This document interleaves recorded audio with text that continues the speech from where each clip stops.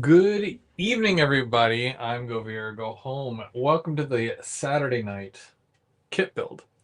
Uh, where did we leave off? I really should have checked what my last kit build was like.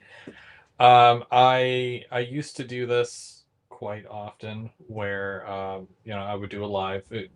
For a while, it was the Saturday morning brunch build, and usually at about 10 or 11, depending on, if I was busy or not. I would hop on for a couple of hours and I would build a kit or, work on the layout. Uh, typically it's a kit of some sort. I do a few little projects here and there as well. But today we're doing a kit and we're starting this all over again. Uh, we also do group builds. And of course, because we're starting back up, I didn't want to jump right into a group kit build yet. So we're going to look to do that or start that in March, maybe April.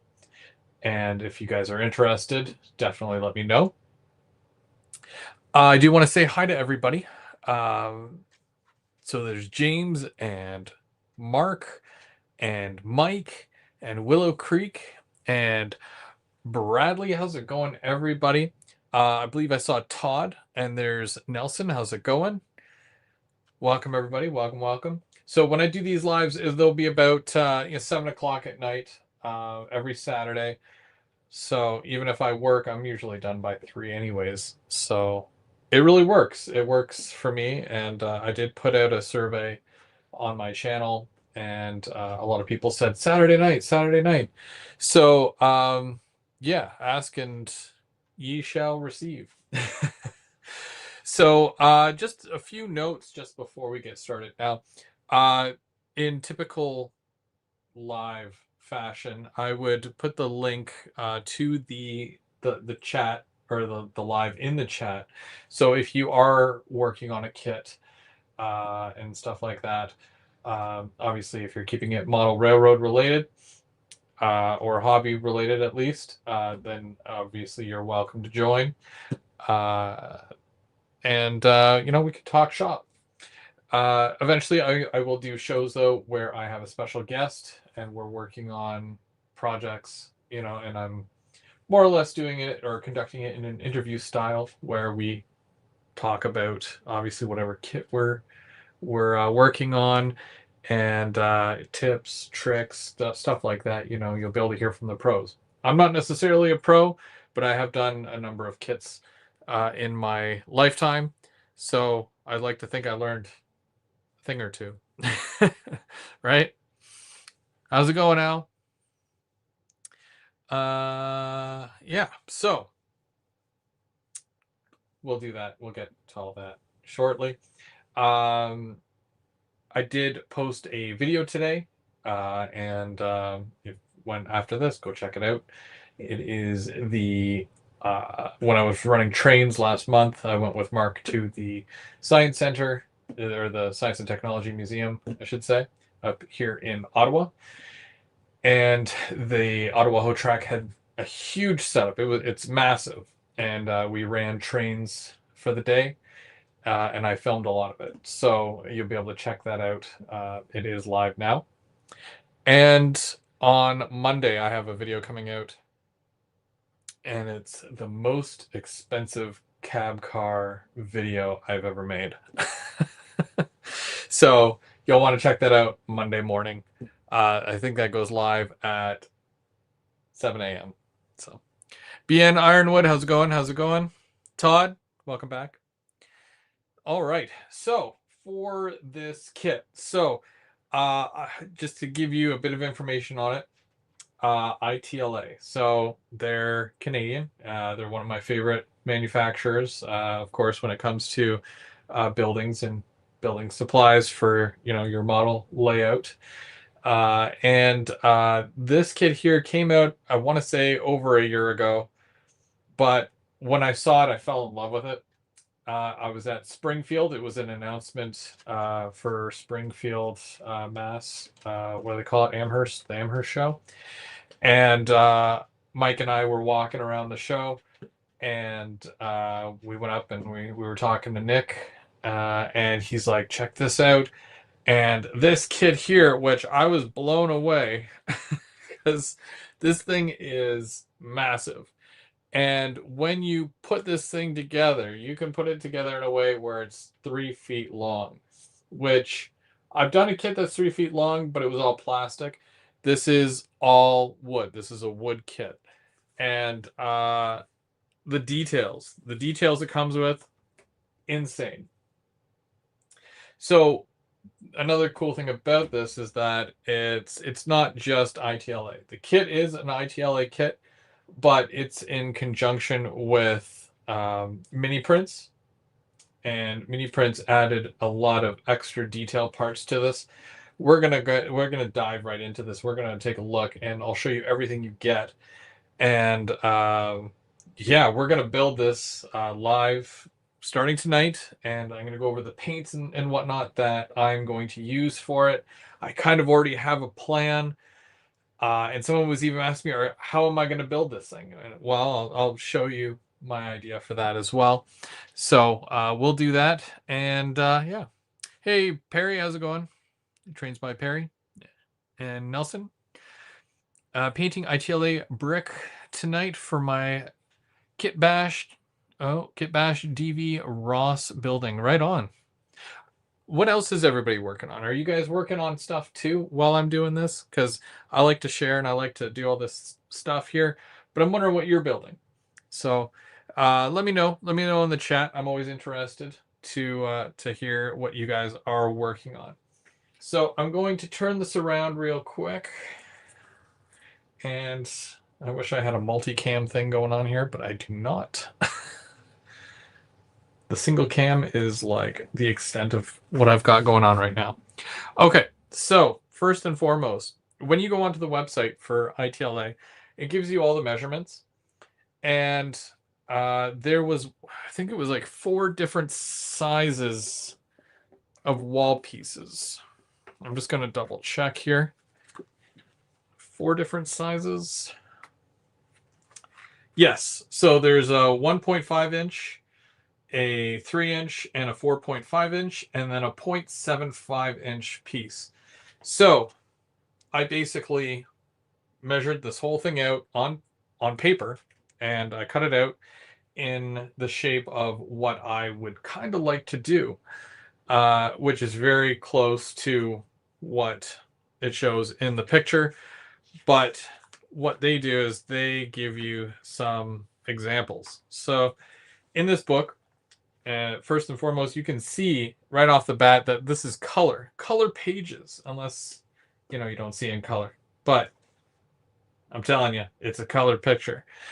And also, they give you a bunch of different 3D options. So you can build this as a standalone structure for the middle of your layout or wherever, or you can paint it or build it as just flats where you have a straight flat section and then short in the depth, or something that is just a little bit shorter but a bit bigger in depth. They do also give you 2 options here for building somewhat of a weird shape background building, and this is the one here that I'm gonna go with. I just think it looks very cool, and it's a little different, plus it's a backdrop building, so I'll be able to put this, I have a specific spot on the layout for it, so this is what I will be building. Now, this gives you the breakdown of everything that's included as well. And right off the bat, you can see there's a lot of wall sections, pilasters, and then detail parts. You get so many different little things in here, and you're never bored. There's so many things. And it gives you a breakdown of paint and tools that you can use. There's even sections that you can add a 90-degree angle, which are included. Really cool. And that way your building is nice and straight and strong. And then it gets into the sections that you're going to be building. So there's what do they call it? An entryway where it's inset to the wall. So it's almost like because they have a loading dock as well that you can get, and it's basically the inside behind the garage door. This is kind of like that, but this is, you have to detail it like it's outside. Oops. You get a lot of ventilation, vents and whatnot. And then you can also buy all this stuff separately, all those extra pieces, so that you can add even more vents and detail parts to all your other kits, because not every kit comes with this stuff. But because this is it's a special edition, it's a signature series as they call it. It comes with everything and a horse. But yeah, you get all these extra vertical exhaust stacks, exterior lamp brackets, chimney. There is a loading dock, an outside loading dock, which you can also buy separately. There's also an awning for it, which is cool. AC unit. There is a fire escape, which I've never built the fire escape before. That looks fun. And paper signs, roof signs, billboard, and then there's a rooftop access building. And then it breaks down the mini print stuff that's included as well. So that's really neat. And gives you some painting ideas. And then there's more laser cut detail stuff. There's parts bins, wall details, window pieces. Yeah, a little bit of everything in here. So I'm gonna go ahead and I'm gonna open this up, and I'm gonna show you what's inside.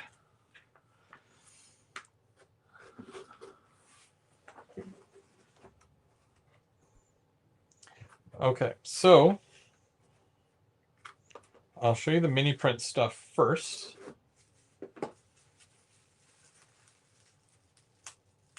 I'll probably put this stuff aside because this is like way later type stuff.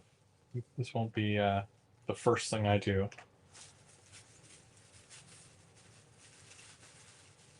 But I do like my detail parts. Okay. So with this, you get a garbage bin. So there's your garbage bin, and there's your lids. You can model it with the lids open or closed. And these are all garbage bags. So you've got a pile of garbage bags, then individual garbage bags. And here's something fun to note. I was at Mini Prints when these were printed.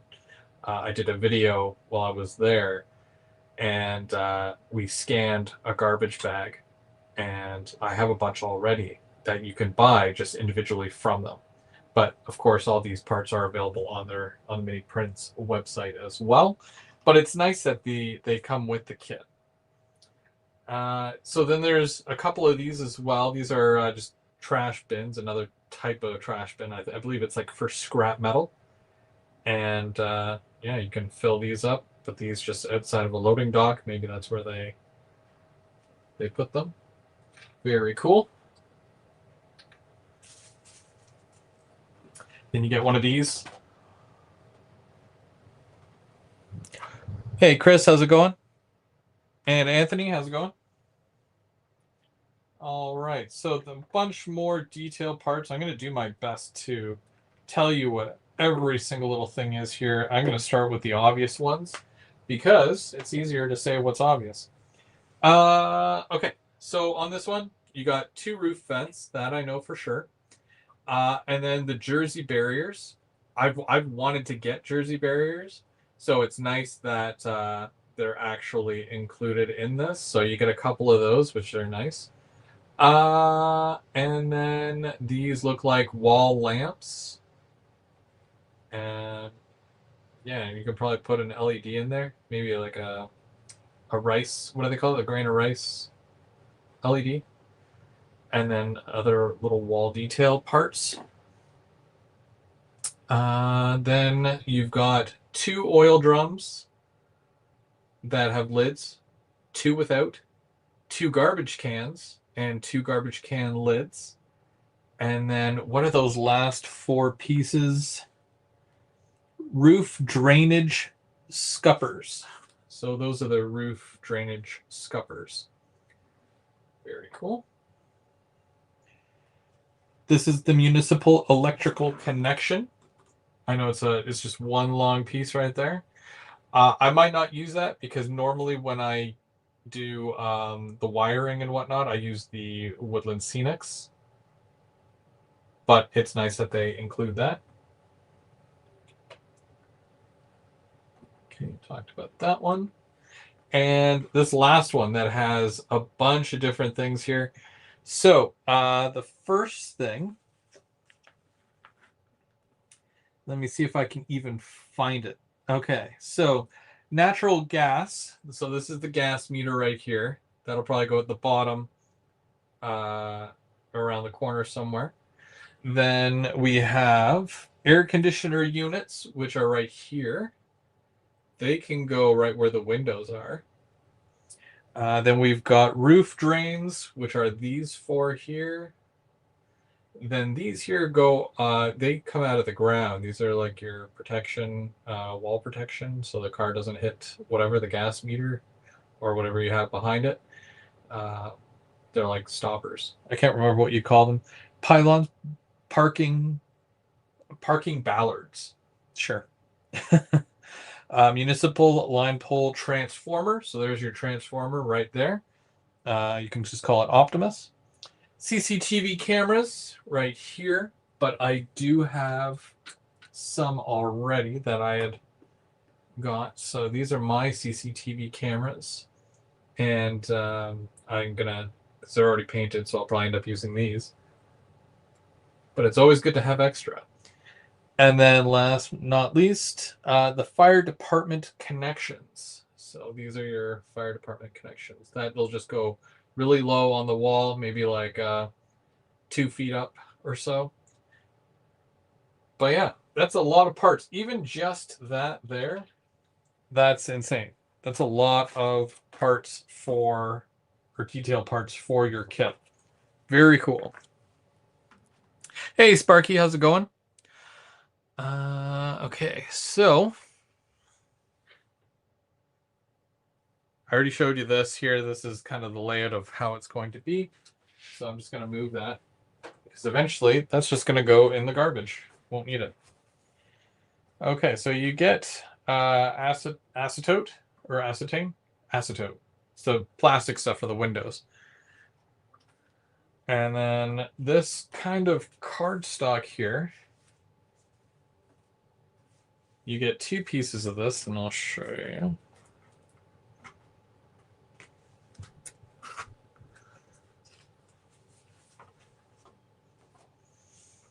So you can use this for your roof.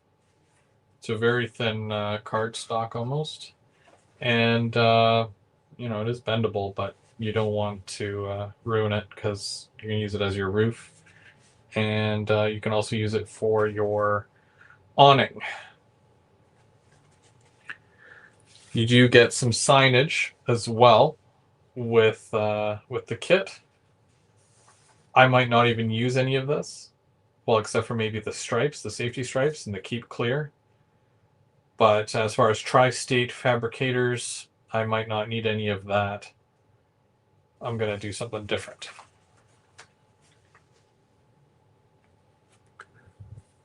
Hey, Split Rock, how's it going?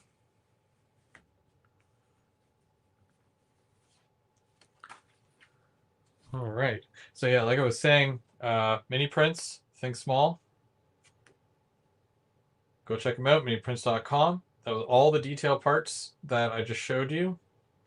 mini prints. So if you're interested in buying any of those just by themselves, miniprints.com, go talk to Bernard and he will hook you up. I'm going to put this acetate away before I lose it. Sounds like something I would do because it's clear. And now we get to the main thing here.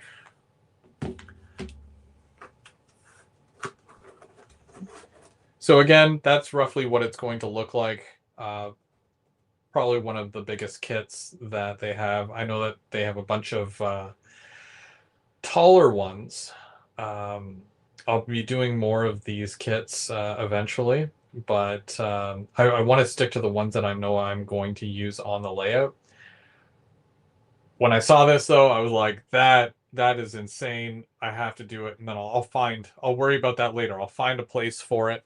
And I did find a place for it, and that's what I'm gonna do. That's where I'm gonna put it on my layout, and it'll be great. So we're gonna crack this open. It's a fresh one.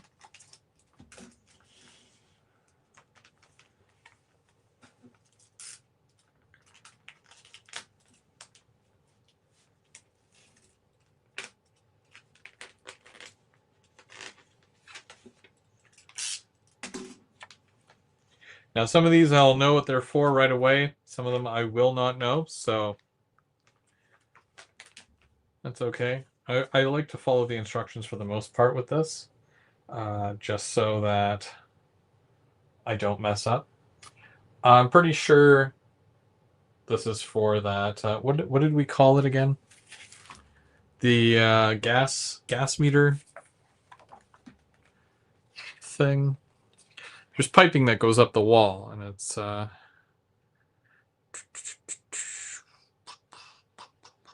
natural gas. Yeah, natural gas meter. So there's probably, or you can use them as chopsticks. I mean, very bad chopsticks, but yeah. And you get some pieces like this that are a little bit darker, but it's a much thinner wood. So in cases like this here, where you get a different kind of meter and whatnot, you have to stack or layer these on top of one another. And I don't know if you can actually see that or not, but you'll get like 3 squares, and then you have to layer it on top of each other. Very cool.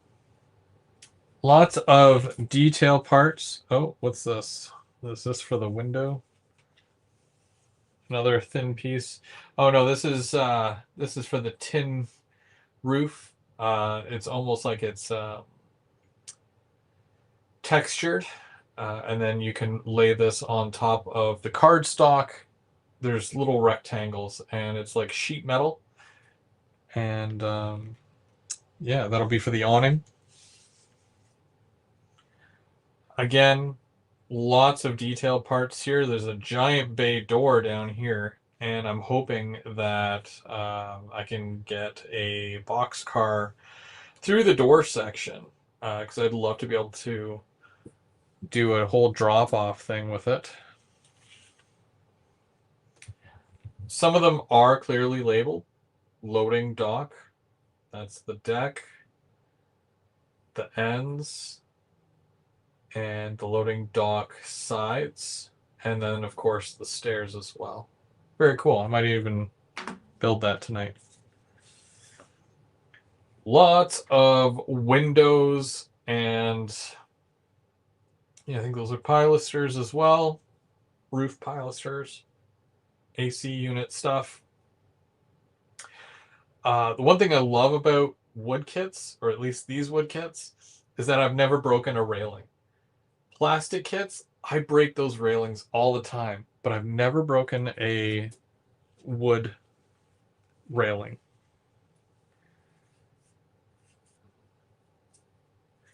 We've got some skids here.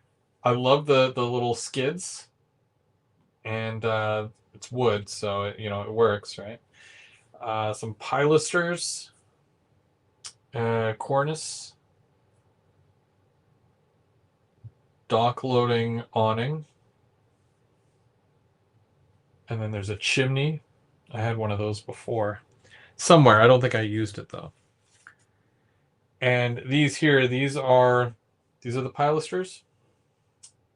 Pilasters, yep. And it's cool because it has the brick along the bottom and then the full length of, that's the height of the actual building.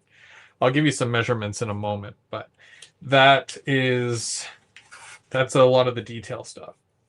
This is how your wall sections show up. You can paint that just like that, and you don't have to worry about it. For me, because I'm painting most of this one color, I'm going to build the whole thing in 3 sections, and I'm going to paint those 3 sections, and then I will bring them all together.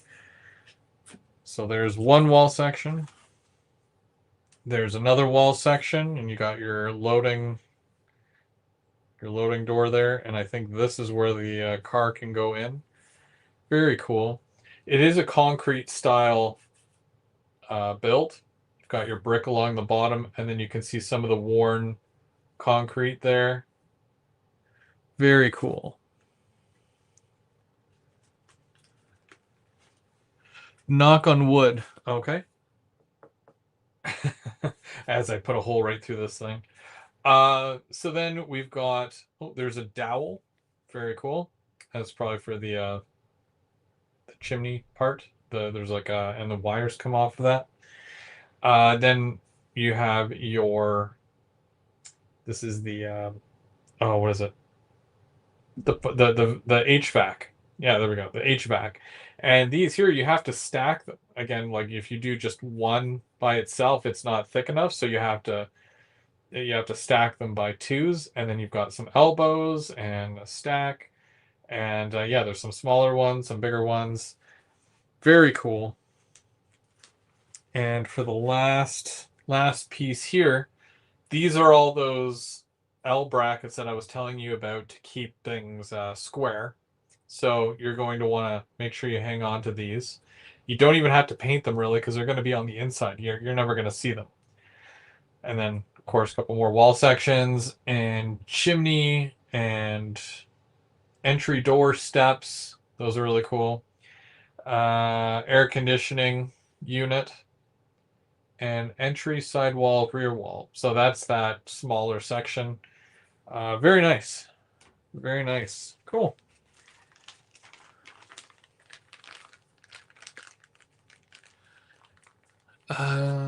So yeah, where do you even start? Well, I could always show you guys some of the tools that I'll be using. So I like to steal these files from my wife. Normally they're for nail stuff, but I can sand the wood with it, and she'll never know I took them. I also have another sanding block. It's a little bit more coarse, depending on if I need it or not. Knife. I've got a couple of different glues. So there's the typical white glue. This is your school glue. Some people use it. There's nothing wrong with it, using it. It just takes longer to dry. That's what I glue my track down with that. I've got some Lepage Carpenter wood glue. This dries really quick, and it works. It works really well. Holds really well. So I'll probably use some of that as well. And for the even quicker, as long as it's on the inside, this is the Instacure gap filling medium. And I did use some of this on my old kit. It absorbs into the wood rather quickly. So you have to work quick if you are using this. This is those, I need it to hold like yesterday kind of glues. And then when it comes to painting them, now depending on what color you're going with, I went out today and I got myself a camo coat. This is new packaging, by the way. It used to look much different. This is camo coat, and it's flat, and this one is more like tan. It's a very tan color, and it's flat. So that's good. For my concrete color, like the newer, so this is more of an aged concrete, and for the newer concrete, I use this one, which, do they have a name for this? Just gray. It just says gray. Okay, well, just find a light gray. Beauty tone. Okay, well, cool. And then for some brick sections, if you're going for a red brick, there really isn't much on here, but I like to start with an oxidized red. And the only company that I found that really had something that was close to it was this Krylon red oxide primer. Smells really bad. Make sure you guys are doing this outside. Well, with any kind of spray. But yeah, that's what I'm kind of going with as far as the base color.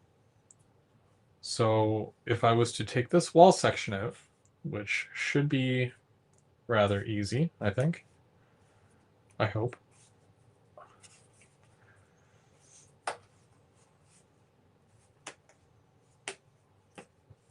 Oh yeah, it comes. Ooh, well, that's only the frame. As long as it's not the actual piece that broke. There we go. Okay, so wall section. So this is your basic wall section minus doors, windows, and whatever else.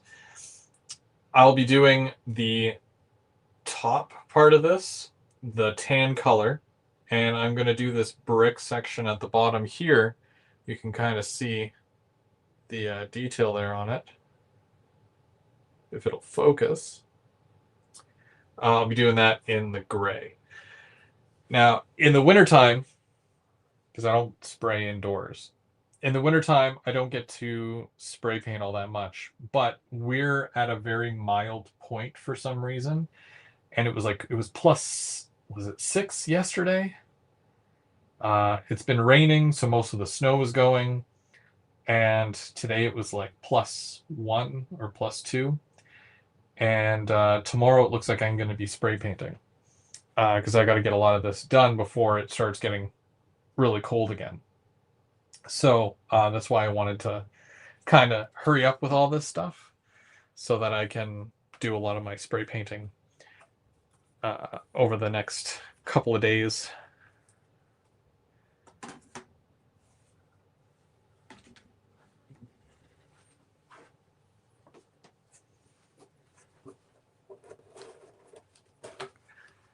So anything I'm not really using at the moment, I'm going to be putting back.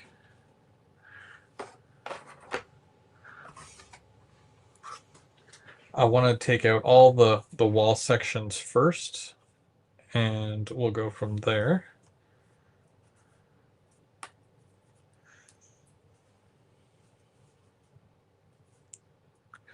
Yeah, apparently it's supposed to snow tomorrow, but it's saying +1, something like that.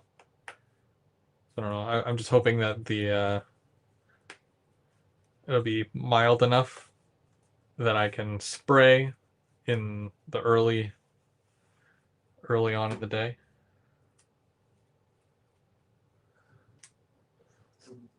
And not have to worry about anything freezing on me. We'll see what happens.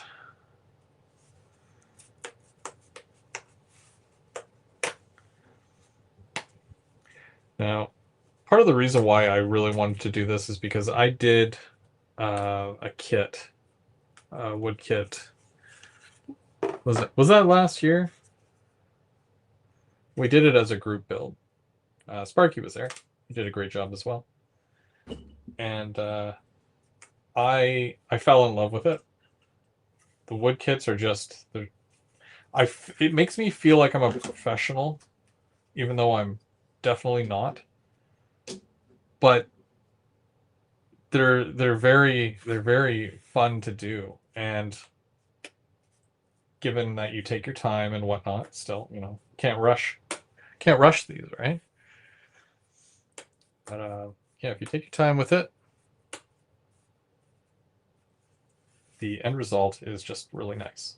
And I was able to take my kit to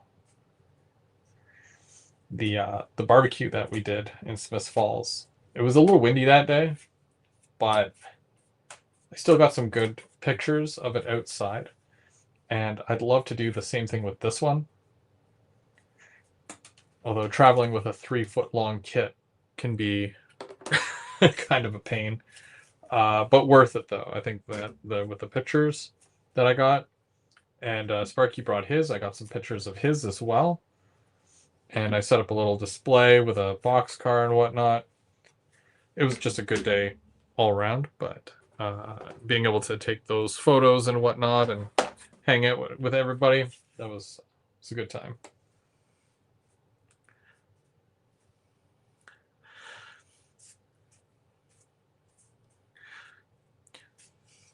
Uh-oh. Flu. Well, get well soon. Lots of, I think, juice and water. Lots of liquids.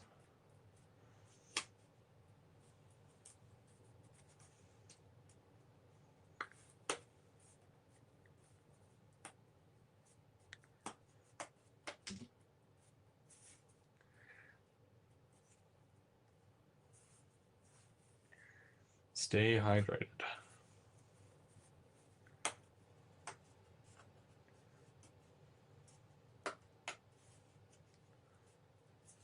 Now you can obviously see how easily these are coming out. I'm probably going to save these little doors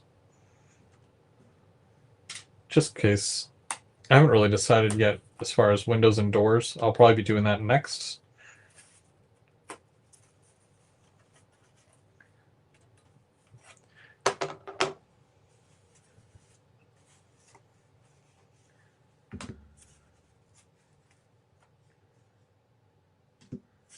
So here are your 4 different wall types. These are your super small. Then this is the next size. And then you get a bunch of these. And they're all different, right? Some have the garage door, some have bay door. And then you get a couple of these massive ones as well.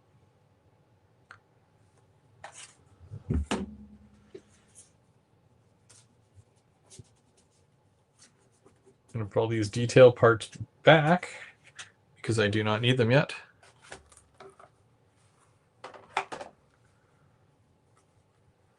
That's like last. But eventually I'll want to paint those.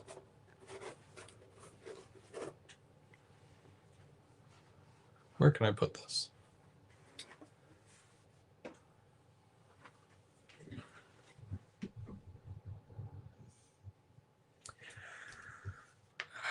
Okay, so kind of want to put that up there so I can see it while I'm working without taking up any space, but I know it's going to be a pain. Yeah, it's going to be a pain. What does a kit like this cost? Okay, well, this kit actually it's rather pricey, just like most highly detailed locomotives and whatnot would be. But again, you're buying quality. So this kit in Canadian dollars, it is, what was it, $3.99, I believe. Let me double check the ITLA website.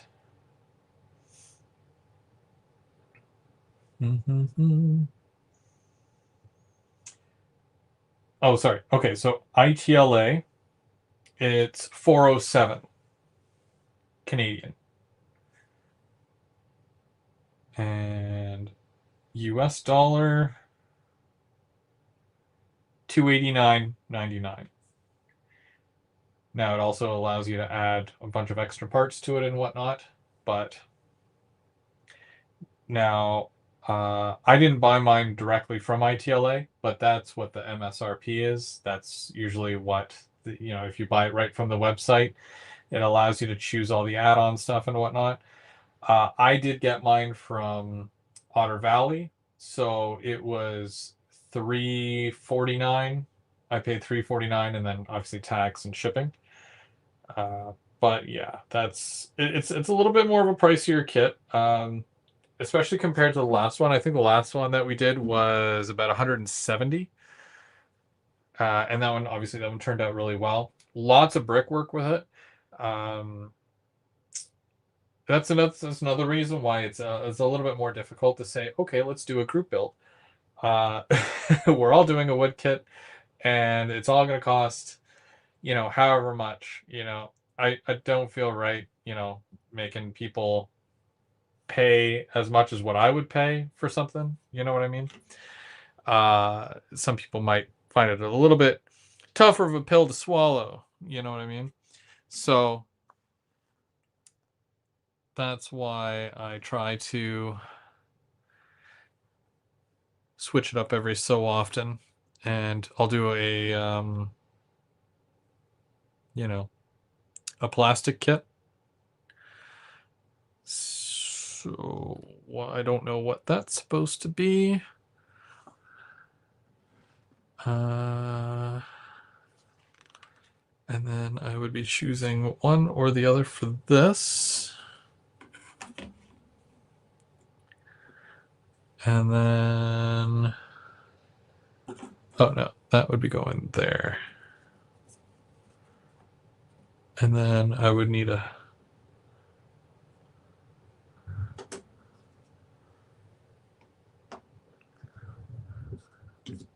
there another blank one? Oh, that's a blank one.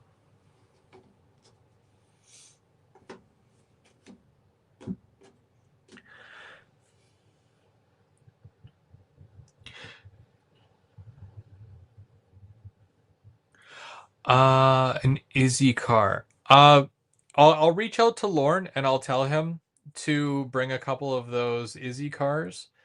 You want HO scale, right? I'm not going down to Amherst this year, unfortunately. I just can't get the time off work, and because the guys are taking less this year, I don't think they need an extra set of hands. So I'm sitting this one out. Coming home last year was brutal. Just the weather and whatnot. So I don't want to I don't want to relive that. But I'm sure I'll be going down maybe next year or the year after. We'll have to see. I can't plan that far in advance, but um, maybe at some point I will be coming back. But I'll tell Lauren to bring some of those Izzy cars, and I'll make sure that he has one for you, Al. Okay.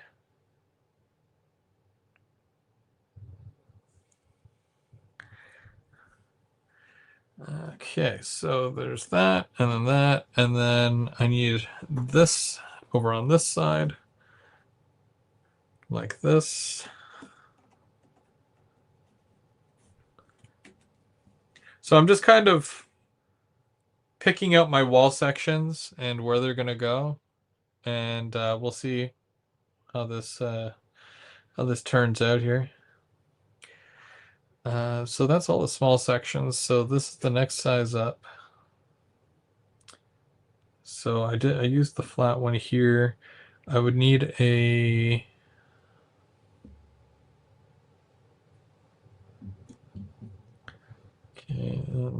okay, so the red one, which is this one here.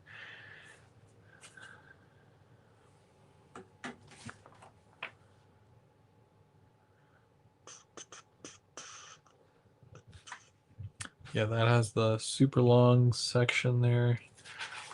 So that will be this one and two of those.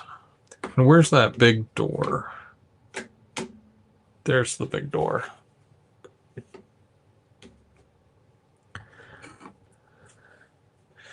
So this is neat because you can do a lot of these on an angle as well. It doesn't have to be,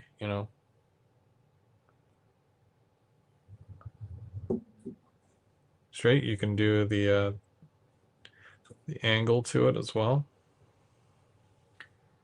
Very cool. I'm skipping Springfield this year. We'll be back in 2027. It's good for everyone. Every other year. Yeah, absolutely. That kit also make time on mine. It's still sitting in the box. Well, it's not going to build itself. You got to get it out of the box. Hopefully, I can encourage some people to build some kits, right? Um,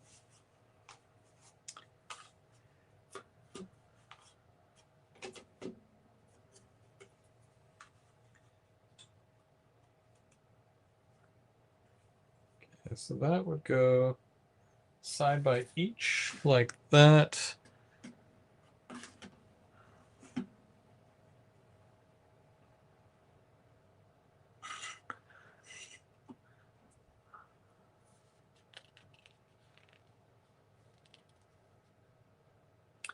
Then there would be two of these sections.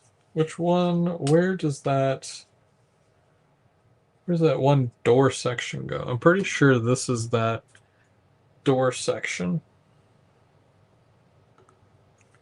So I'd have to do something like this. Once I sort it out, it's going to make a lot more sense, I think.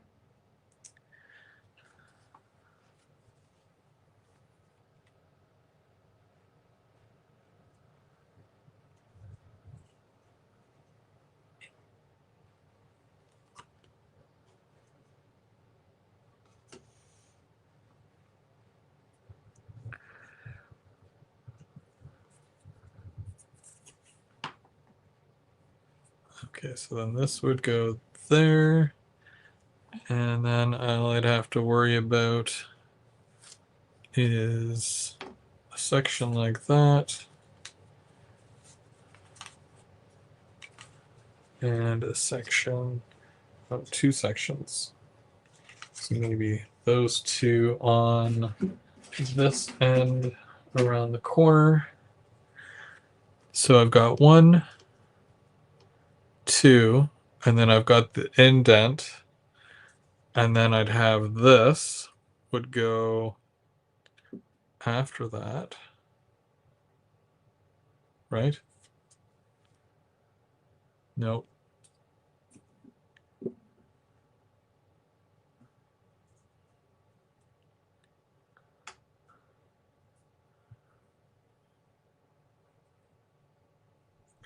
What section is bigger? These are all the same.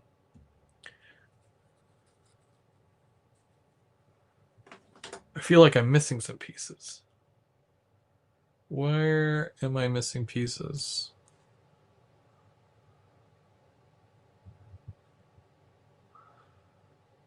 Okay, so that's the smallest piece. That's the next size up.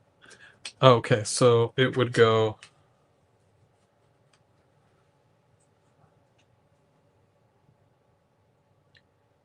Really? So it would go like this. Oops.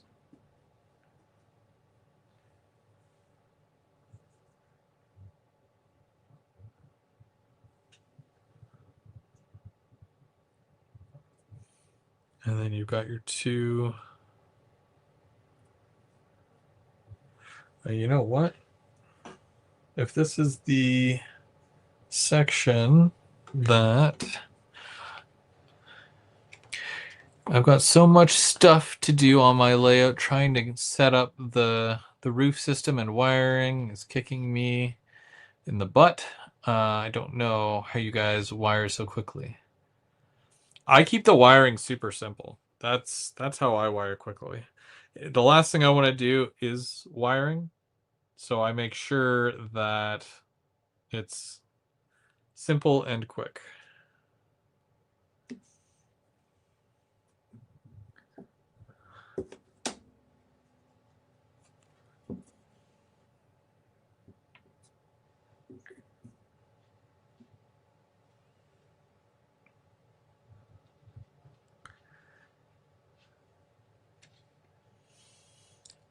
Hey, Floyd.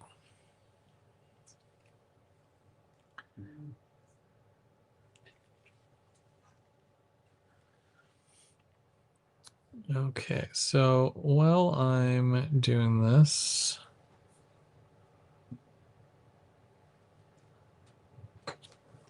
was it Command C?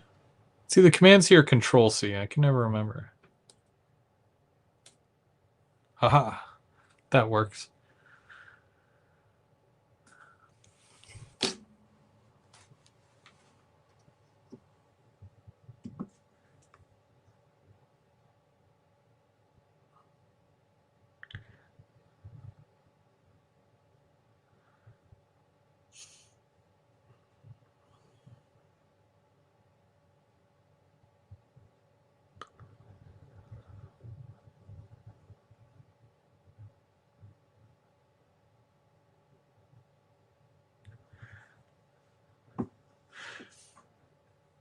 Hey, Cruz, how's it going? I'm still just trying to sort this out. I want to make sure that these wall sections are going to go where I want them to. And then, okay, wait, yeah, that one should go. So it would technically go like this.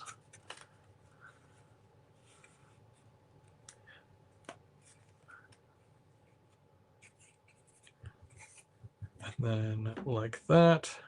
So that's the first wall. Then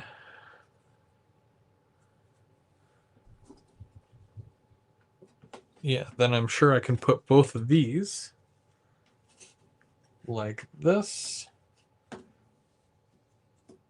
I'm trying to match it up as well with the actual pictures, so it makes sense. Okay, so window, window, and then this one, and then we've got the corner section, and then we need two of these to make it square or flat, I guess, on the other side. Okay, I think I've done it. I think I figured it out, hopefully, and and it should be okay. Yeah. So let's do this little by little. So I'm going to remove some of these little window portals. That's right. Yeah, the whole puzzle aspect of this is amazing. So whether you're doing it straight on like this, right? It fits together.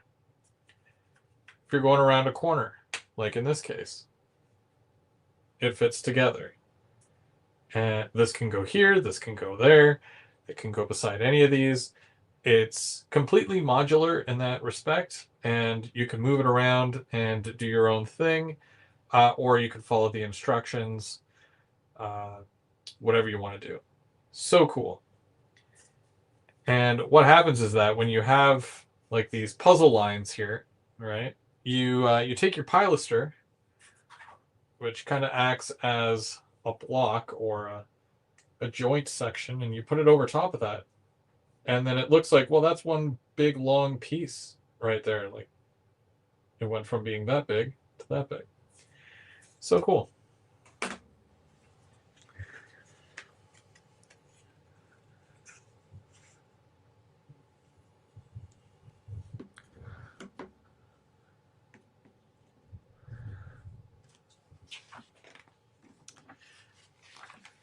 So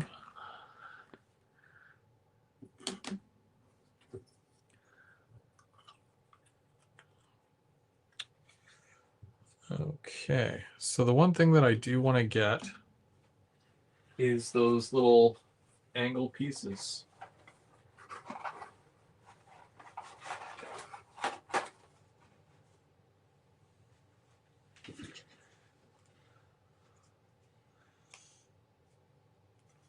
These are very handy. I don't think these were in my last kit.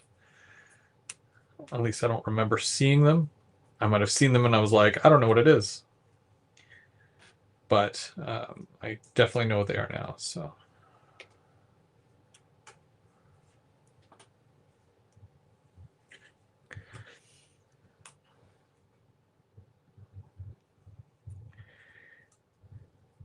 yeah, that new alleyway kit that's coming out. I don't think it's out yet, but that's also really cool.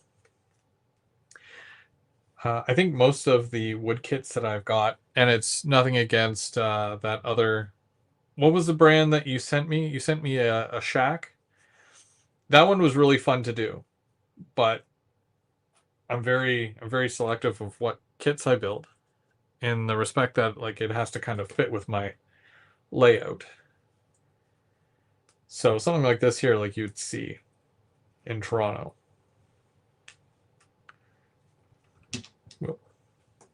So that's why I don't mind doing this. And then I've got, I was thinking about doing the back side of the hotel. There's a hotel kit.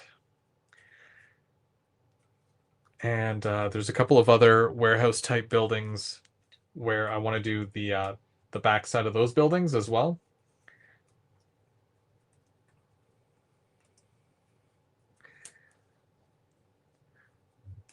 But yeah, that alley one looks really cool. Maybe we can get Nick back on the show, and he can talk to us more about stuff like that and other projects that he might have on the go.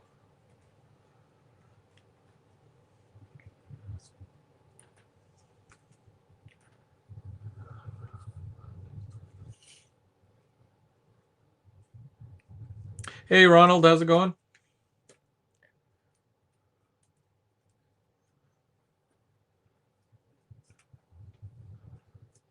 So I'm just popping all of those out just so that they are here and they are readily available for me.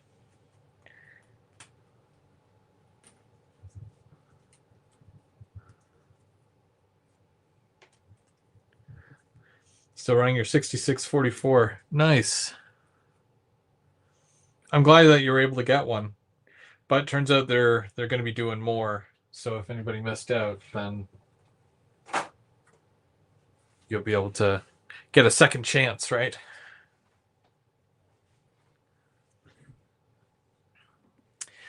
Let's see. I have 3 house kits. I'm still in the process of designing to laser cut.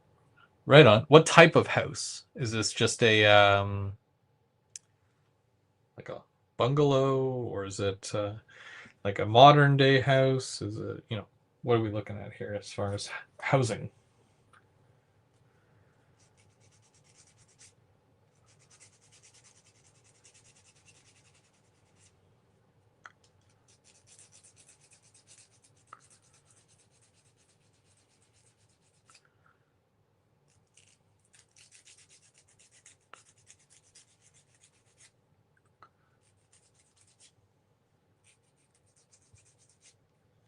So all these little angle pieces here. I don't know what a good one. Oh, here I can show you here probably. So something like this here, if you're supposed to do like a 90-degree angle, you just put that in there, and that's perfect. You just tack that in place, and you don't have to worry if it's good or not. Another thing I'm going to do before I start building, on the back side of all these, I have to measure it out so that the roof line is the same right across. But I'm going to do that in a minute once I file these down a little bit. Am I getting the Rapido Go train for my city? Oh, am I getting the Rapido Go train for my city? You know, there's there's so many times where I've complained and said, "Hey, you know, I've sent in an email for a suggestion. You know how they have that? You go onto the website and you say, this is what I suggest. Please make this model." And you know how many emails I've sent saying, you could do this. This would be perfect. It would be awesome to get this as a box set. Go Transit's anniversary, I think it's their 60-year anniversary, is coming up in 2027. Now's the time. This would be amazing. And then they finally announce it. But they don't just announce it. They announce it, Christmas, which that's my kind of Christmas. So it's like that that an announcement was made for me, but it wasn't made for me. I can definitely say that my wallet will not be too fond of me after that. But there's been lots of times where they've done announcements where I'm like, I'm safe. I'm safe from the Rapido announcement this year. So it just so happens that having that all announced at one time it's very much perfect. I hope it all doesn't show up at the same time, like the F7 unit or APCU. I hope that either shows up way before or after the GP40 TCs and the single level cars. Hey, Steve. Thanks for stopping by. We'll be here every Saturday. So if you're busy and whatnot, that's cool. It's cool. You can always watch the replay. It's kind of like the highlight series of, just skip through the yammering that I do and get right to the good stuff.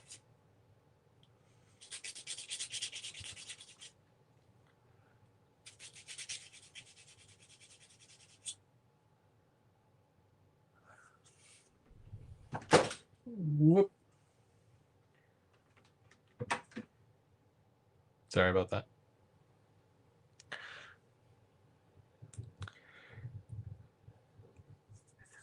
Yeah, looking at those prices, like James is 100% on that because to get the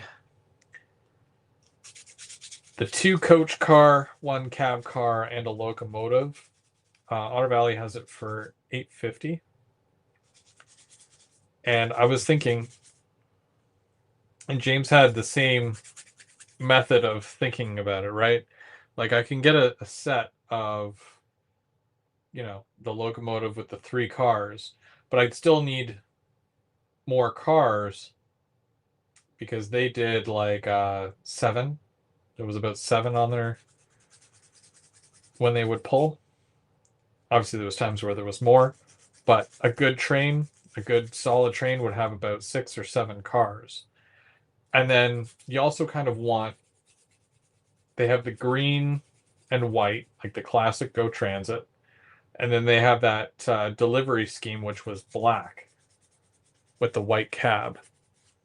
So I'm thinking, okay, well, to kind of save myself, get 2 of the packs, right? So you get the 3-pack of cars with a logo and another one, but you get the 2 different logos. All your cars are going to be different numbers. And then all I would need to get after that is an APCU, which, however much they are, 350 or something. So that's a more or less 2,000 right there.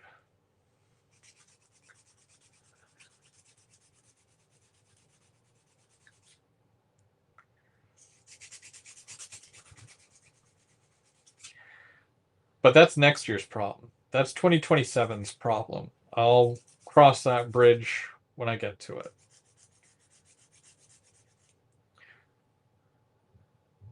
I just finished building my my venture set, my Via Rail venture set, and then Lumi comes out this year, sometime in June or July. And I don't know if you guys have seen the prices of those sets, the venture car sets, but they are not cheap. And then on top of that, you have to buy all these better couplers for them too. So it's gonna be quite the bill by the end of it.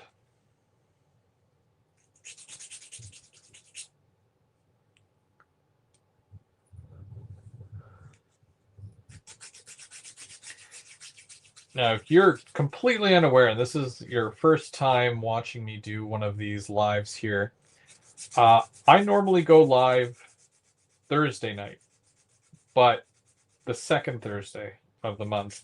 And it's because I'm part of the Third Rail Thursday crew. So it consists of Denny, who is N Scale Dystopia, and he's normally live the first Thursday of the month. And then I go the second. And then M&M Rails is typically on the third. And then on the fourth and final week of the month, we do a little show called GVO After Dark, which is normally like a recap show. Sometimes we'll have a topic that we talk about and kind of open table discussion. And it's normally a good time. Normally some laughs are had, and I make fun of Mark. It's great.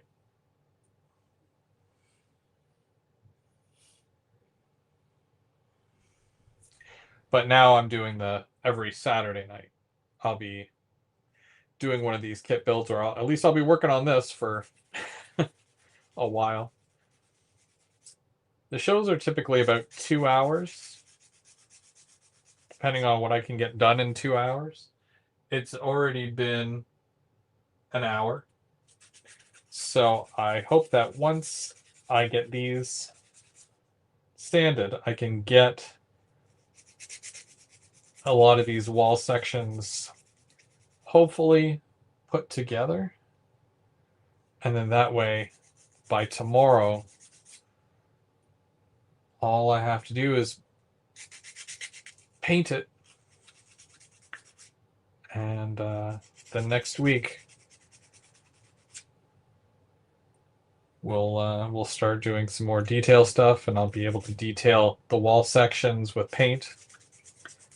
And we'll get into more of those colors and whatnot by then.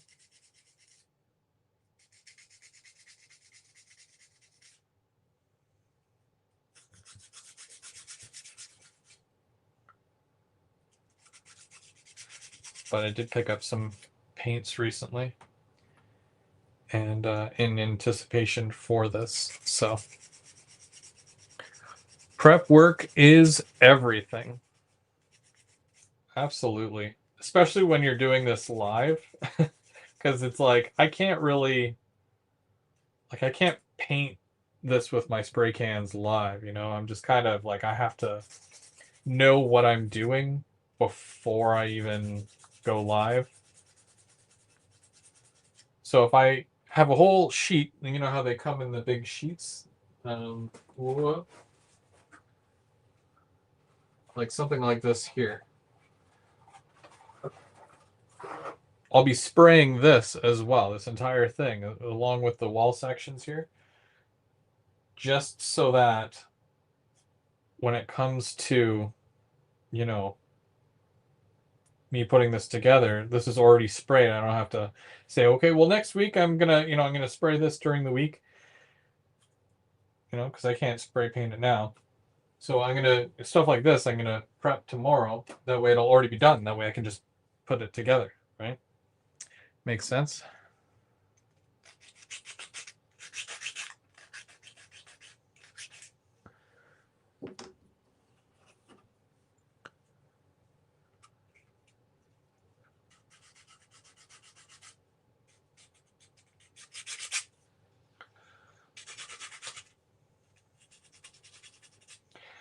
So with this kit, I didn't order anything extra, anything beyond what it came with, but there's a lot of extra options. So when you check out, or when you're going through the checkout, I guess, on the website, if you're getting your stuff directly from ITLA,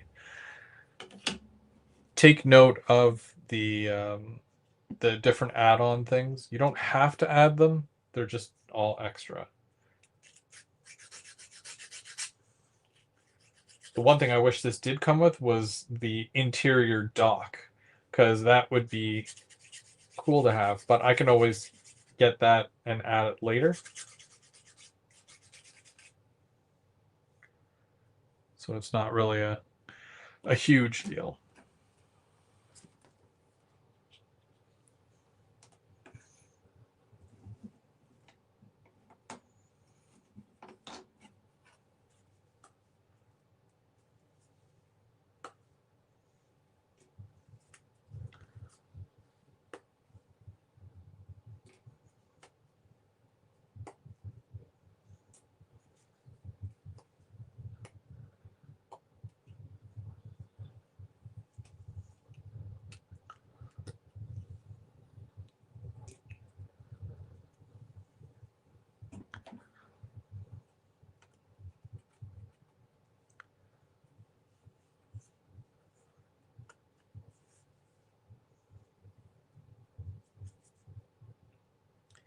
Now that's small enough that I probably won't have to put wall bracing on, but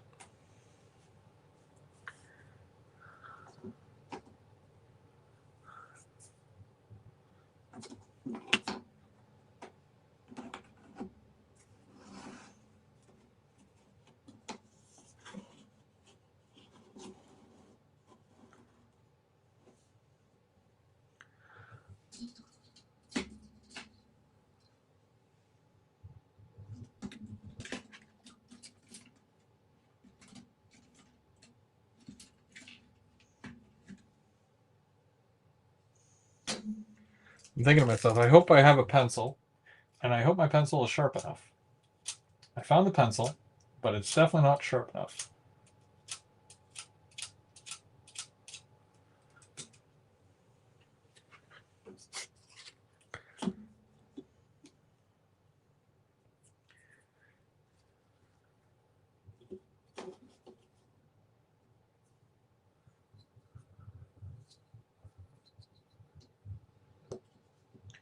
So what I'm doing here is I'm making a line on the back side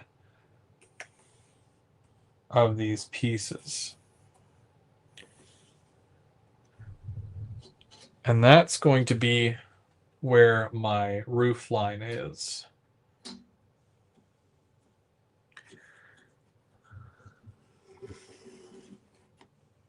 And I'm going to do that for all these pieces, as it is important to do that now. You do that at the start of this, not when the thing's already built and you're like struggling to put your roof in place.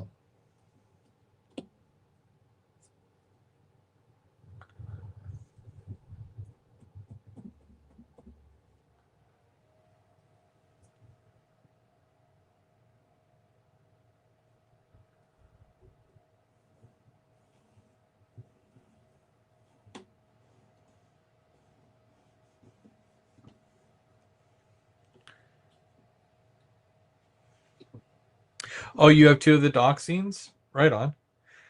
I have one on my other building. Yeah, it's fun.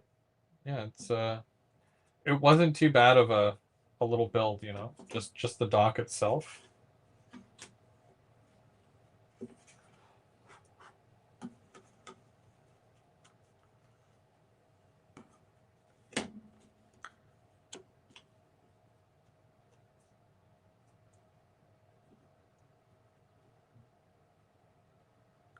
As far as docks go, anyways.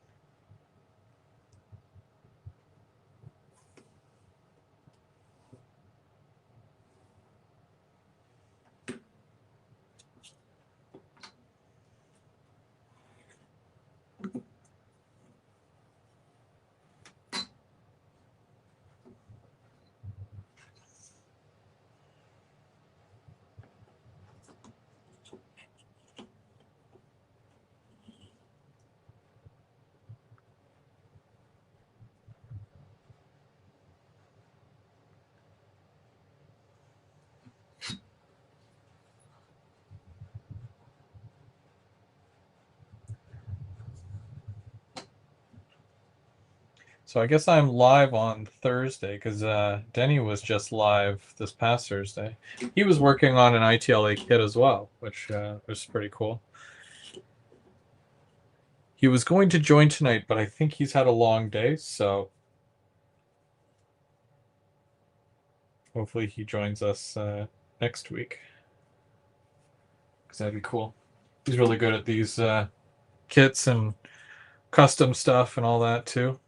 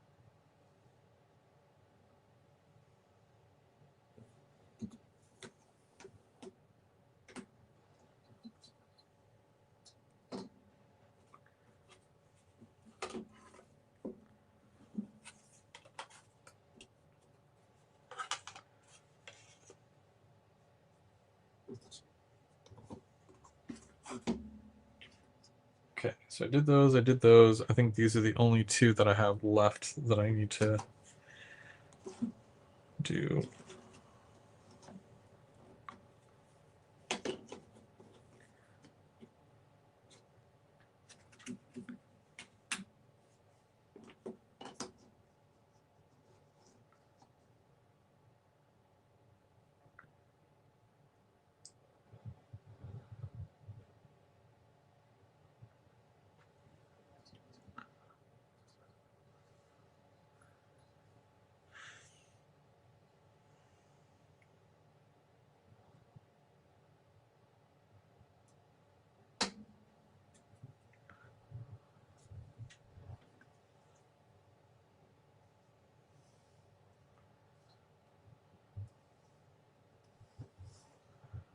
Okay, so now when I put these together on the back side, you're going to have a very consistent line.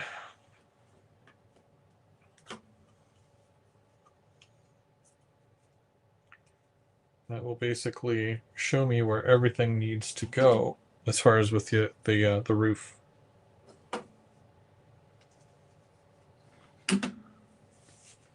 Oh, that kept turning.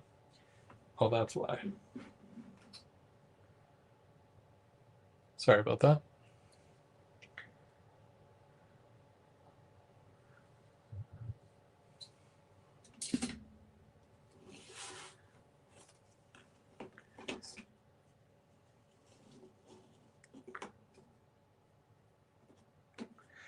So the first section I'm going to build and glue will be this one. It's probably the easiest place to start, I think.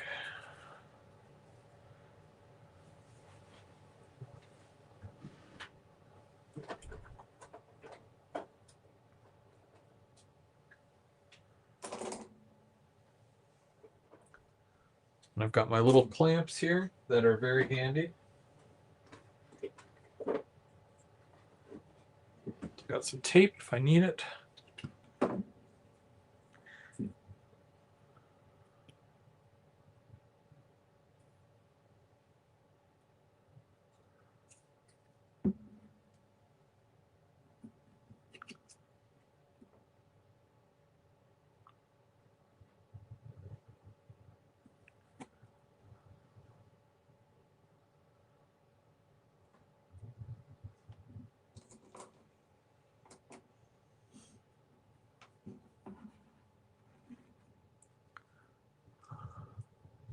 Hey, Kyle, how's it going?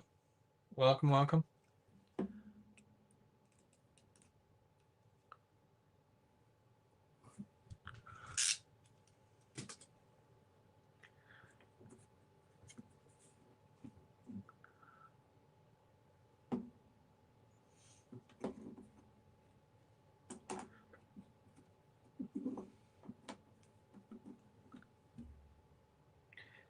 So because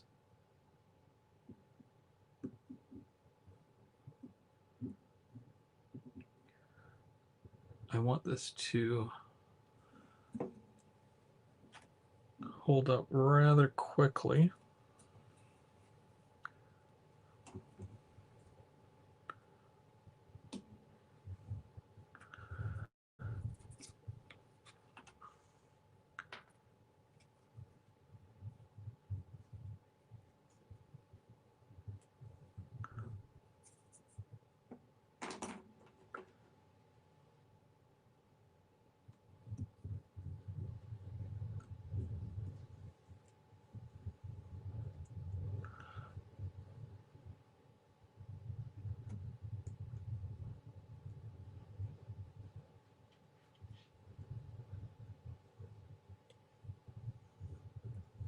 whoop, oh, dumb. Okay, all good.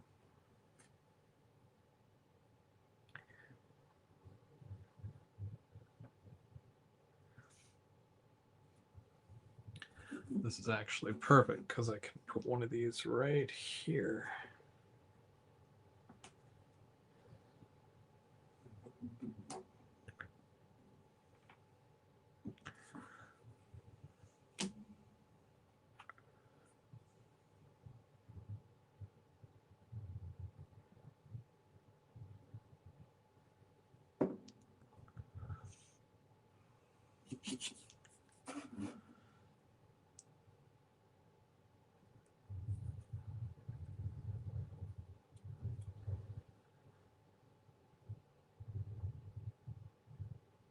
So that line that I drew on the back,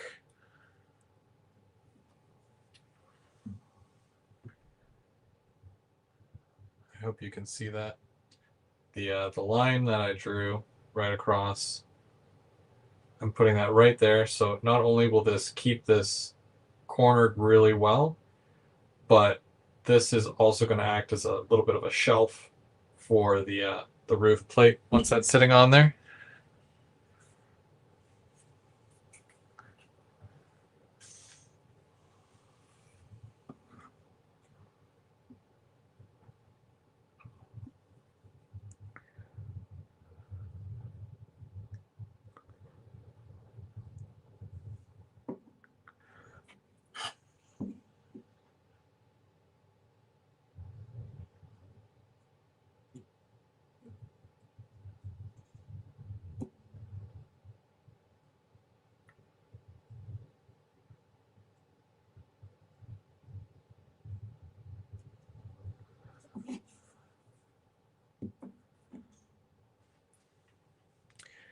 And then I just put that one more or less. I mean, you could put it halfway, but more or less just put it down right above the garage door type height. And I'll do the same thing here on this side.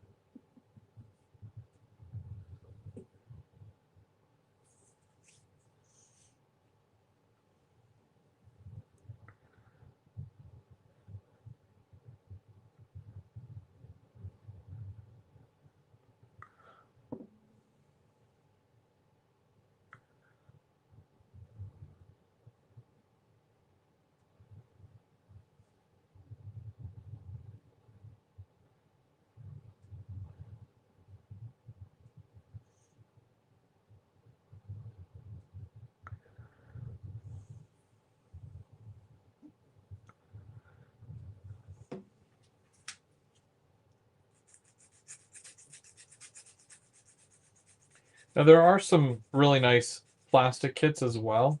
A lot of the kits that I still have and that I use all throughout my layout still. And they're also coming out with new ones here and there. So I wouldn't say it's the end of doing the plastic kits for me. I have this newfound respect for the wood kits. So I'm definitely going to be leaning in that direction more or less when it comes to choosing kits going forward. Is it available as a wood kit? Yes. Then I'll get it. No. Is it available in plastic? Yes. No, then I'll get that. So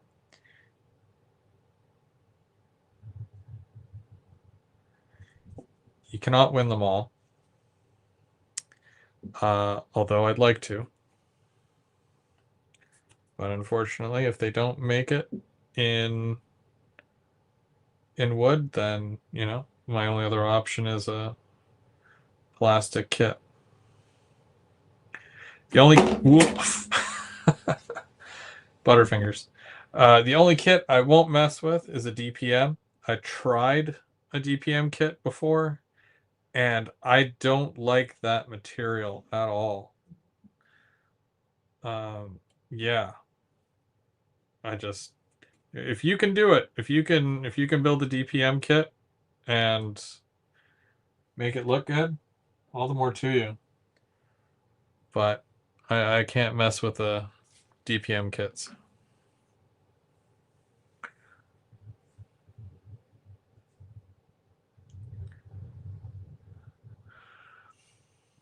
Kyle, which engine house did you get? I've done a couple of the Walthers engine houses. They're really nice, and they still have quite a bit of detail to them as well.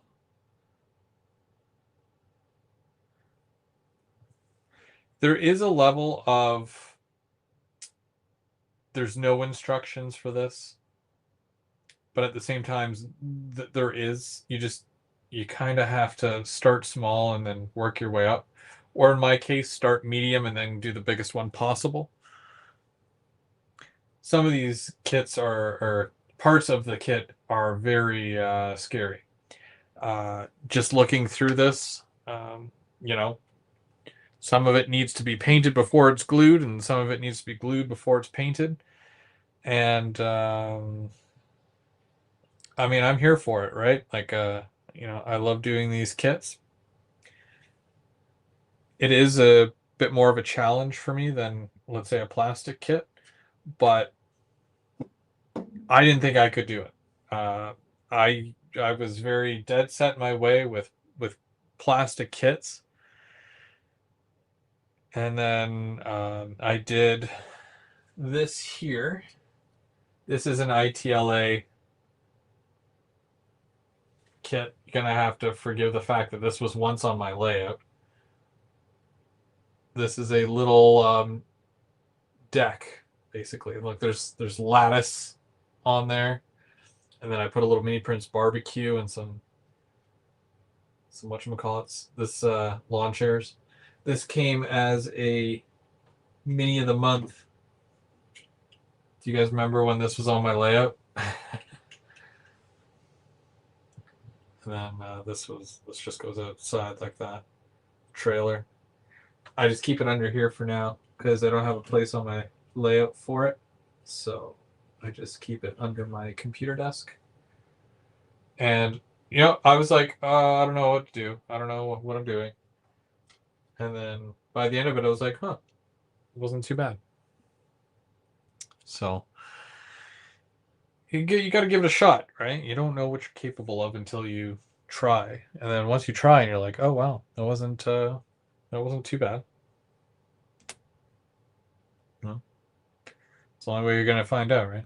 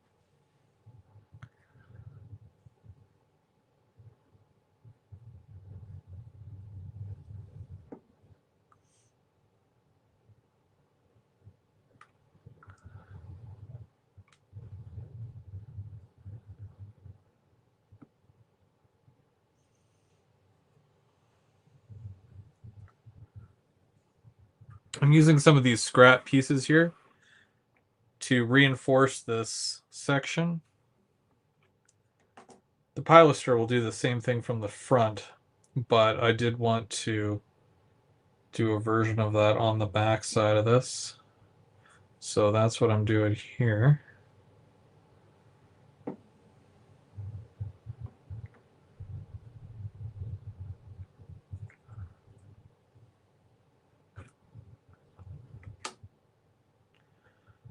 And that should hold this piece pretty good.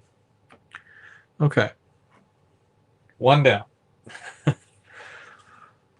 One down, 50 to go.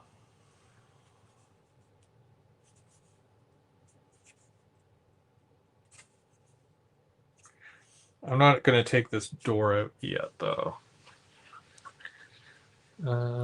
So we've got the double window section.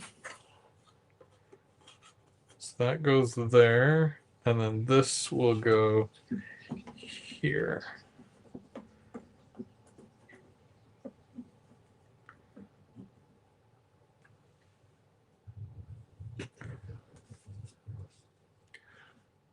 I've already put the window frames and windows on the walls and put 2 sets of rails and got it running. Now I need to figure out the best way to get the walls together.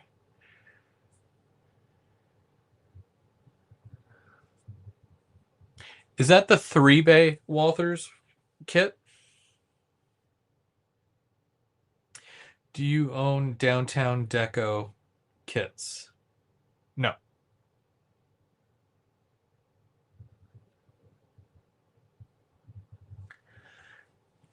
Yeah, this kit can be 3 feet long. Hey, Trackside Mike. I didn't see you there. Welcome. Yeah, this kit can be 3 feet long, but that's if you're putting all the wall sections like this, and they're all in a row. And then you just change the depth of them by either putting a short side or a long side.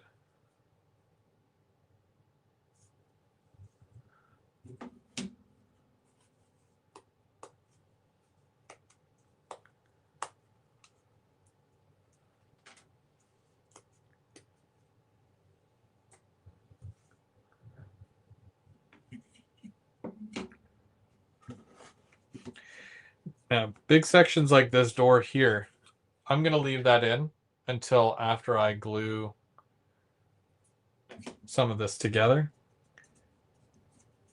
I'll definitely take it out when I go to paint, but I'm going to leave it in while I'm gluing.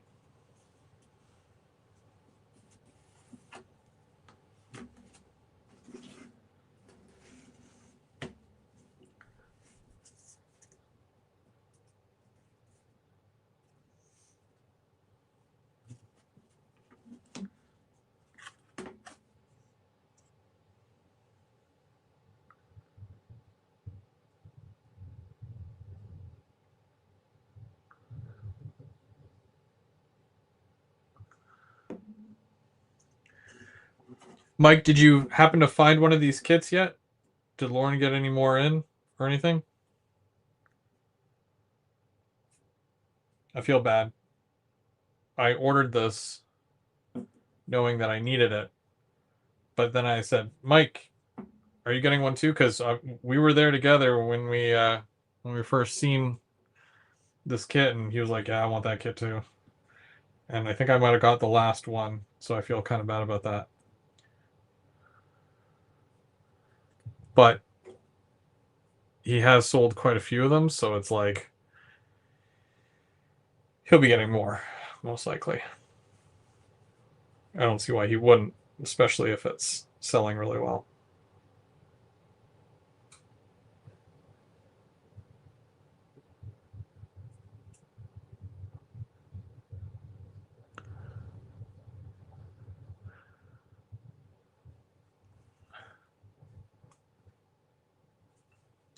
So for you plastic kit guys,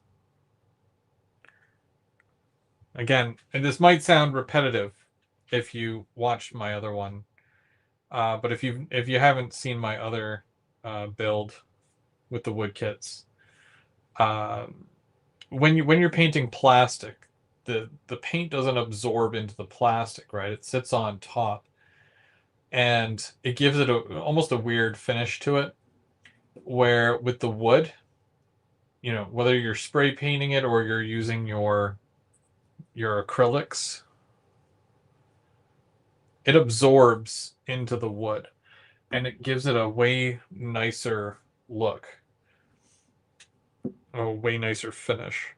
And yeah, you can still, do your spray coat on there. You do your dull coat, then you add all your other colors to it, and then you do your clear coat over top to seal it.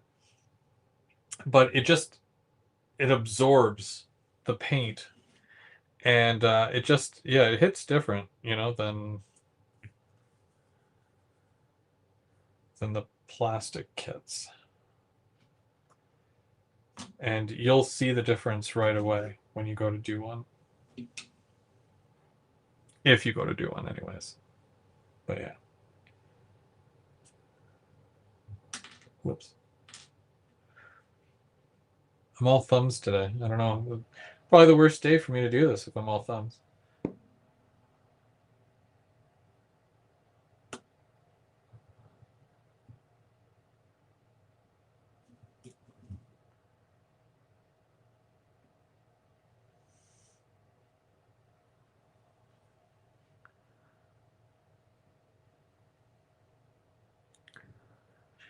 Yeah, Mike. Almar was looking for one of the. I'm pretty sure it's a 6400, but the Izzy car.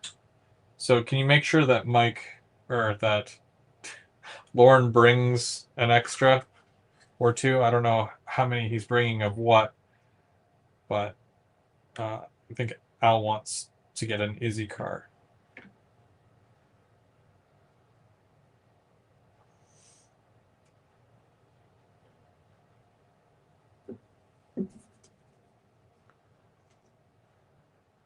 Usually he will. He'll take the Izzy cars. He'll take the ones that say Otter Valley. That's also a 6400 series.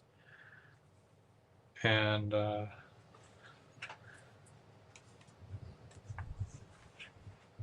yeah.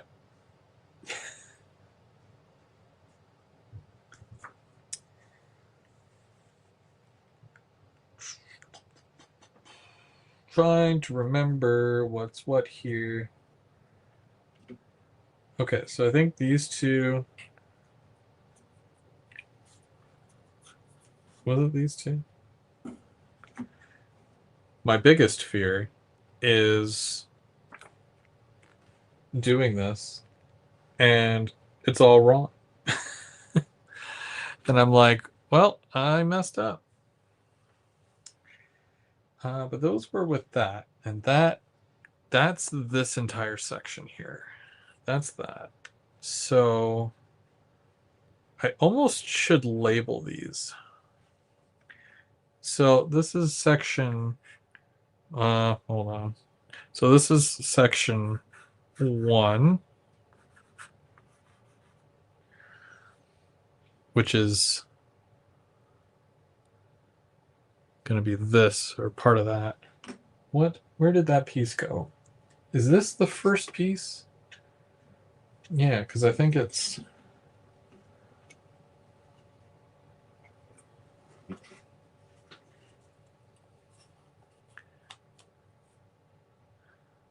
So it was this. Then it goes into that. And then there should be two pieces which are this. Yeah, this window, very windowy section. So it would go one with this. Then this will be two. Then it goes into the door section. So this is three. And then from there, you've got your two dock doors, which are right here. And then these two sections, which are right around the corner. See, I know what I'm doing, kind of. Nope. Okay, so one. This is part of one, I'm saying. And then that is two. Okay, I'm going to put these together with tape just so that I remember. These go here.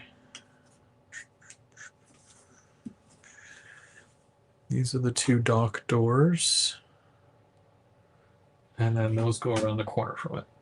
So then this here would technically be next. Right? Right. And then the fire escape goes up this.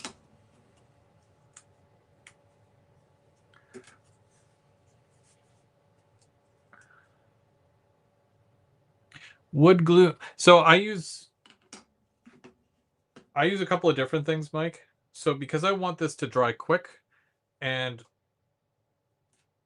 nothing is painted or cosmetic or anything right now, I'm just using the Instacure stuff.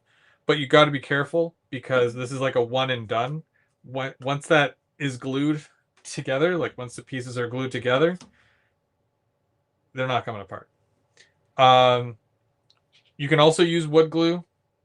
It takes a little bit longer, but I'd probably use this on like maybe where the pilasters are to like cover because yeah, it's wood glue obviously because it's wood. You can also use white glue. This is just your plain white school glue. That takes forever to dry though. I use that when I put on the decals because if it's paper, right, you sand the paper thin, you put some of that on the back of it or on the section that you're putting it on, and then you lay it over top. And once it dries super flat, so no bumps or anything. There's so many pieces in this kit. You missed the beginning, Mike, but this.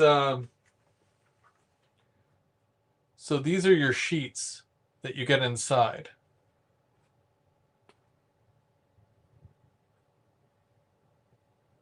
You get so many pieces.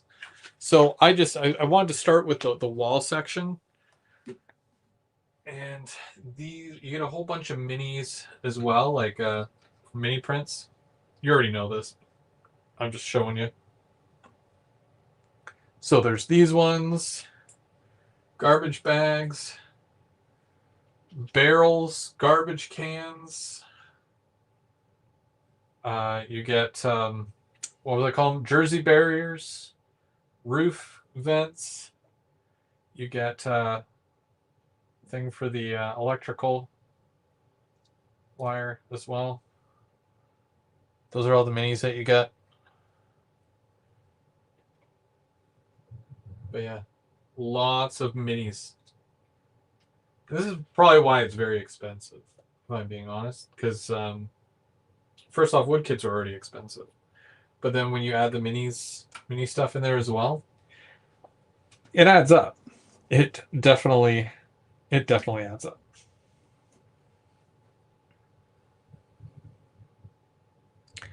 Tight Bond 3 is the best for doing wood kits.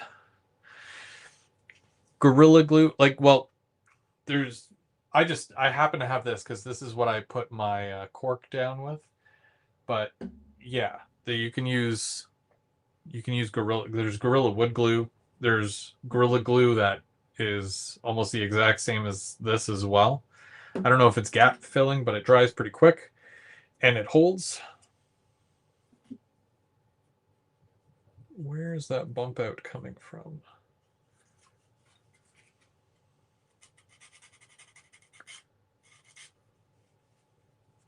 Again, I've got a few mild days ahead of me. So if I can kind of bang this out and I get some stuff painted tomorrow, it's going to make next Saturday's show a little bit more interesting. Because then I'll be able to paint all these faces. Well, they'll be primed, but I'll be able to do a bit more as far as detail work on it.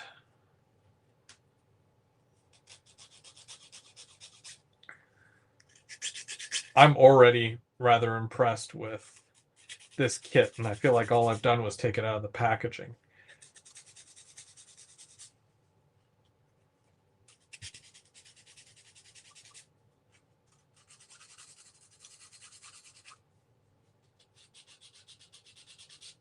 Now, if you guys are interested in doing an ITLA kit as a group build, I can see if we can do the same thing again where if I talk to Nick, we can see about maybe doing like a discount code. That way, if you're joining us for the group build, you order from him, you do the discount code, you get a bit of a discount on it, and then that way you're able to join in.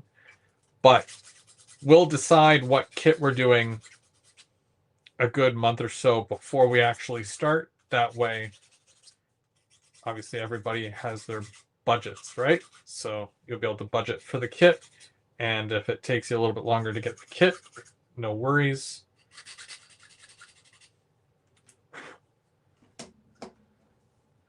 There we go. Now they're sitting much tighter together.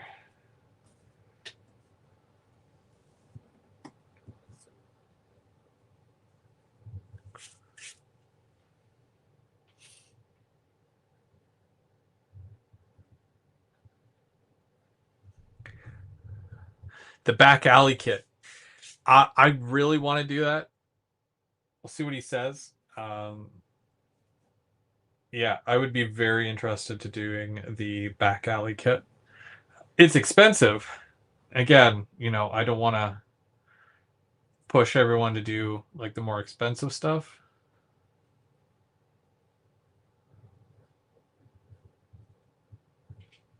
But there's a few kits that he has that I'm just like, I got to do that.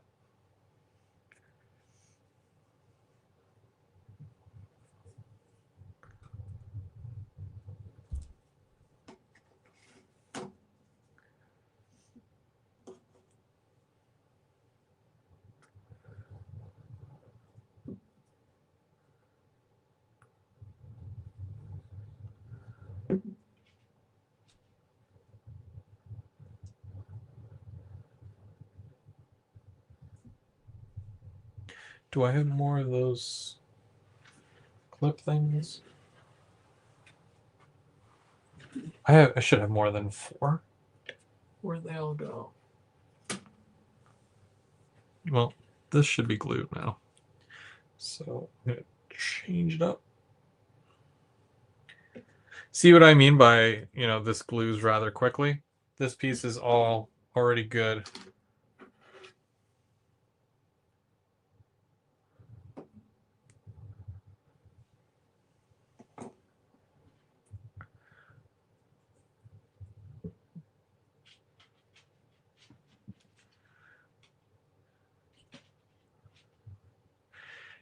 Hey, I'm going to have to mute you saying expensive. Yeah, sorry, I'll pre-warn you next time.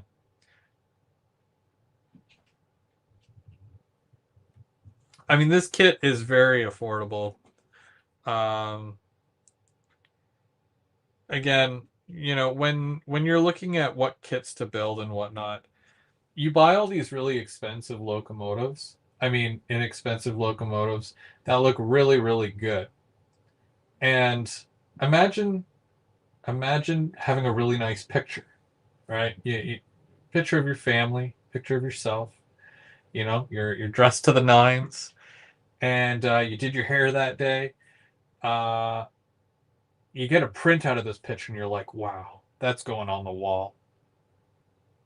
But the frame you put it in is some tacky, you know, thing, right? And you're like, ah, it just kind of ruins the picture, right? So when you have all these trains running around and the trains look amazing, you want your backdrop, you want your buildings, you want your scenery, you want that at the same level. So, that's why I'm investing a bit more in something like this. Because you invest in those better looking trains, you invest in those better looking cars. Does it make sense? That's how I justify it. Again, not everyone's going to feel the same way, but I'm just telling you, that's how I feel. Vicky's rolling her eyes. Yeah, I know. My wife would probably be doing the same thing too if she was watching. But it's like, everybody's got their thing, right? Like my wife is a Disney nut, right? She loves Disney, Disney everything, and I don't know. I'm not a huge fan of Disney, but I go and I do all that stuff to see the look on my wife's face, how happy she is. I do that to see the look on my kids' faces because they're happy about it. It's not for me, it's for them. This is for me, right? This is my Christmas. This is my Disney. So when it comes to something like this, yeah, I'll spend a little bit more on a kit, and I'll have lots of fun doing it. And no one really bats an eye because they get their happy, I get mine, right?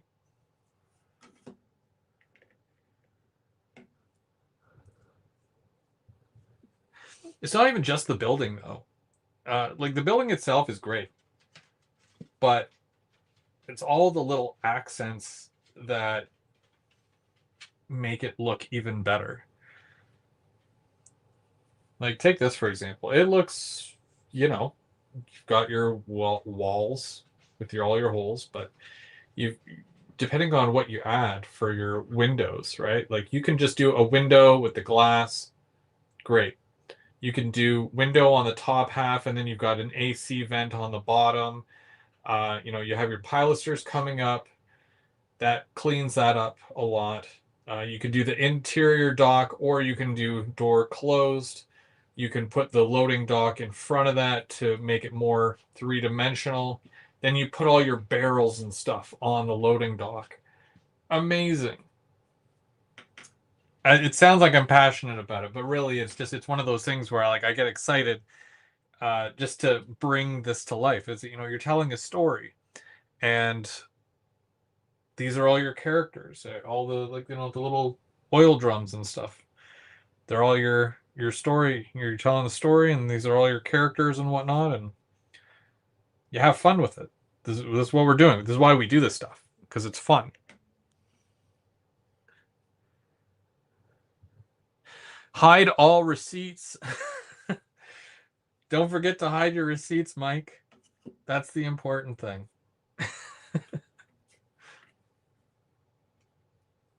I mean, don't do that. I'm not a bad influence, I swear.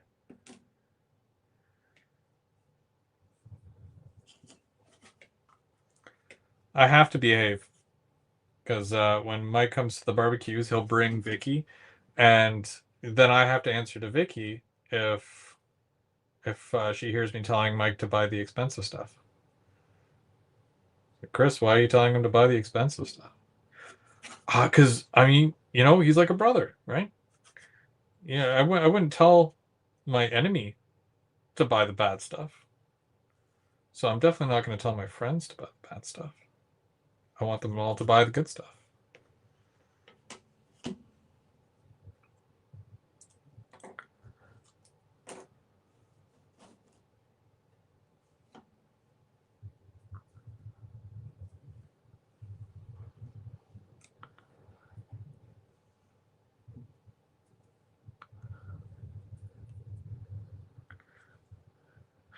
Yes, there will be a barbecue this year. Bubs will be back in June at some point, and yeah, we'll have a big shindig trackside, and it'll be great. Even if I have to call in sick. I don't have a date yet for that, but I'll let you know. I'm sure there is a date. I just don't remember off the top of my head.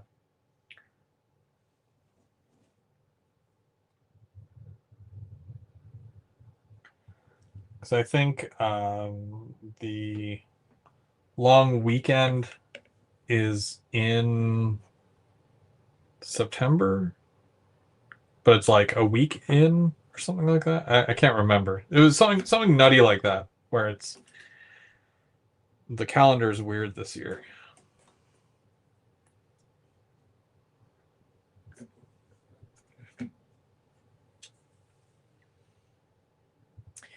Send them to me. I'll file the receipt back. Send it. How are FOS scale models to build? Those are wood kits, right? Yes, I did one of those. Anthony Borden sent me one last year. I believe it was, yeah, it was probably last year. And it was a little shed. I wonder if I can hang on a second. Give me 1 minute.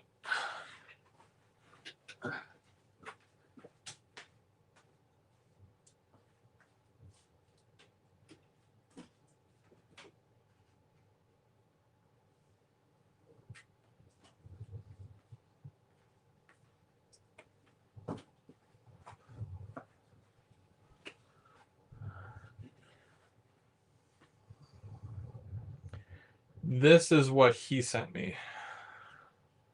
And yet, don't be mad that I haven't glued the roof on yet. So, this is an FOS kit here. So, I painted it like CN. I put safety first.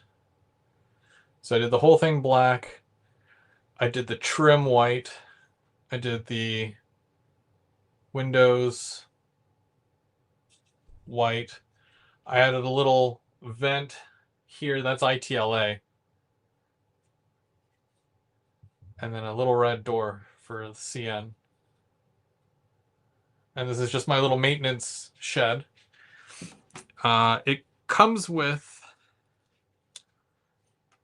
the same stuff to do the roof, but I wanted to fancy it up, and I have this corrugated sheet. It's corrugated, and I'm gonna put that on top like that. I still have to paint it and whatnot, and then there's a little one here for that. But that's what it looks like. So that was my first FOS kit, and it was fun. It was a little bit more difficult. There's a little bit more to it because of the fact that you have to cut the wood bracing for the inside. I don't know if you can see it because I literally did the whole thing black. Oh wait, there you go. You can kind of see. So there's yeah, that in there. But you have to do like in the corners as well. All four corners, and then it glues together. Then you have to put the another piece in here. Then you have to run another strip along here. But I think it came out looking pretty cool. I hadn't weathered or anything yet either. That's the other thing. but it was fun to do. It's just a neat little kit. It doesn't have to be some big elaborate, thing like this. This is just for fun. But yeah, you don't have to do like a massive kit to have fun with it here. Thanks, Anthony. Thank you. I mean, you sent it to me. So I had to do it justice, right? Chris, I'd suggest kit HO4177. Two-story utility building, $40. Okay. Small footprint, reasonable price, has all sorts of details. And that's by FOS, you were saying. I'll take a look. Because again, like with the wood kits, I'm having fun with them. And if I can justify it, right? Like $40 is not terrible. I'm not breaking the bank at that point. Can I use the kit? Maybe. If not, sometimes I sell them, or I might even do a giveaway. If somebody really likes it, I can send it. It doesn't matter. Sparky will be working crazy hours. When he always works crazy hours. Where you get the safety first? That came with it. That came in the kit. There was a little printout sheet. So that there is paper, and like I said before, you cut the paper, and then you use a very fine sandpaper, and you sand the back side of it so that the paper is even thinner. And then I used white glue, and it looks like it's part of the like it's painted on almost. It's pretty cool. Thanks. Thanks, guys. Again, I'm not pro or anything, but some of these kits, man, I feel super pro doing some of this.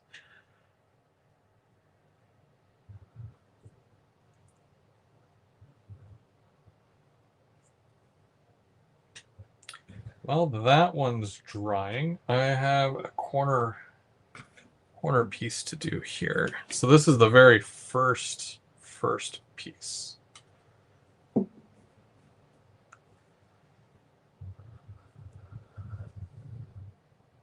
So I'm gonna need a couple of these.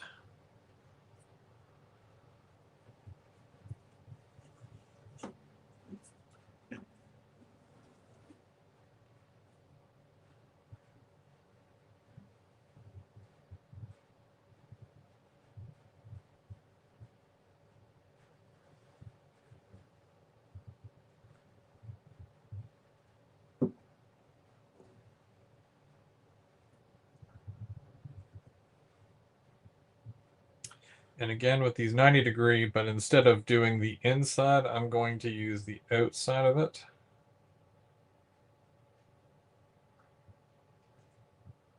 To make sure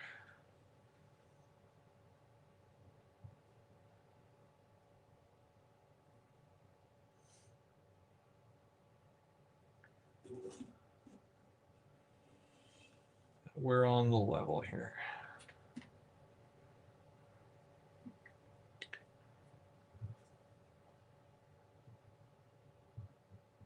Now I'm still trying to think, do I want to add an interior dock? I don't feel like I need to because there's already so much going on. And I know that if I start adding stuff like an interior dock and whatnot, I'm going to add more lighting to it. Because that's the thing. I love adding lighting to these as well. And I usually go with the Woodland Scenics lighting.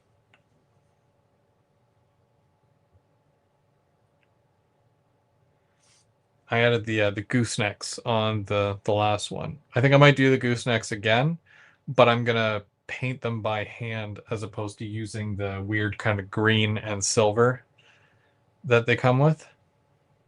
Go with the dock interior. I'll have to order it.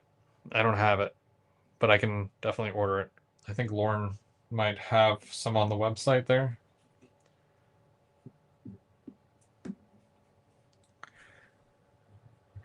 So again, Mike, I don't know if you missed it or not, but on the inside of all my pieces, right at the top. I'll show you a couple here. So you see that line that's right across the top there, right here? I had to draw that onto all my pieces. And it's strictly just so that when you add your roof detail or your roof piece, it is all at the same height. So I'll be putting these corner pieces right at that line along the top, and then that way the roof piece will sit right on top of that. Make sense? I hope so. I try to make sense, but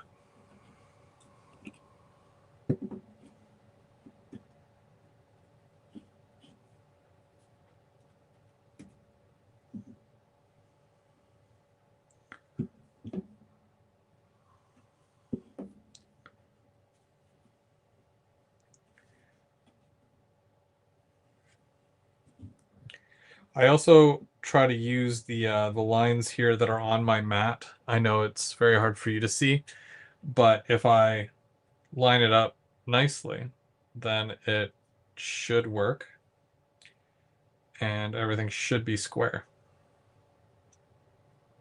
Should be. Emphasis on the should.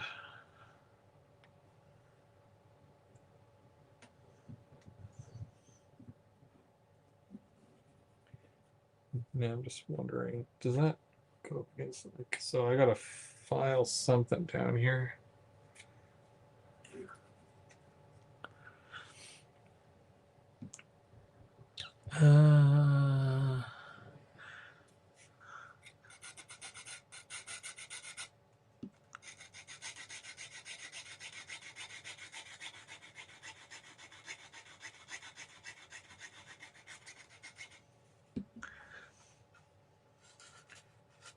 These little nail files are awesome. If your wife has any spares, you should ask her for some, because they're perfect for just cleaning up some of these pieces of wood here. On the inside of the windows as well, it fits inside there.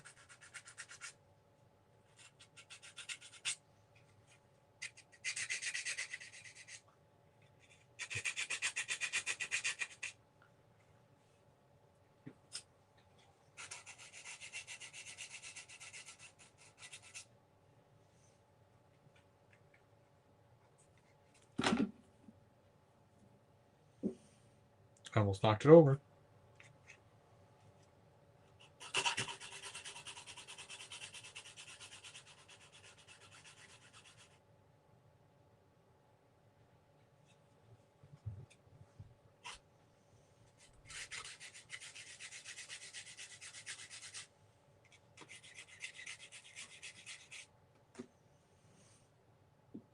Just want to see if this will go together a little bit better now that I've filed that. Okay, yeah, that's where the issue was. It was on those.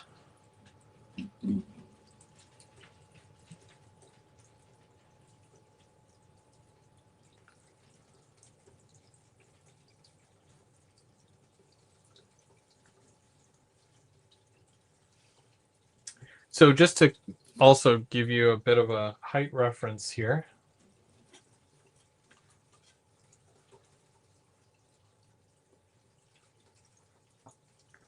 It's just under 7 inches tall. So it's about 6 3/4. A little bigger than that. But yeah. So it's not too bad of a height. I'm pretty sure it's the same size as the other building I have. There was one building that I was looking at where it's all brick, and then it's 3 floors. So it's, same height as this, 3 floors. But then you can buy an additional 2 floors. So it's the fourth and fifth floor, which I'm sure makes it about that tall. Pretty cool. That's another one I want to do. Just because it's, again, very elaborate. The whole thing's brick. So you know me, I'll go in there and I'll color every single one of those bricks if I have to, just to make it look a little bit cooler, right? So we want all these little divots here.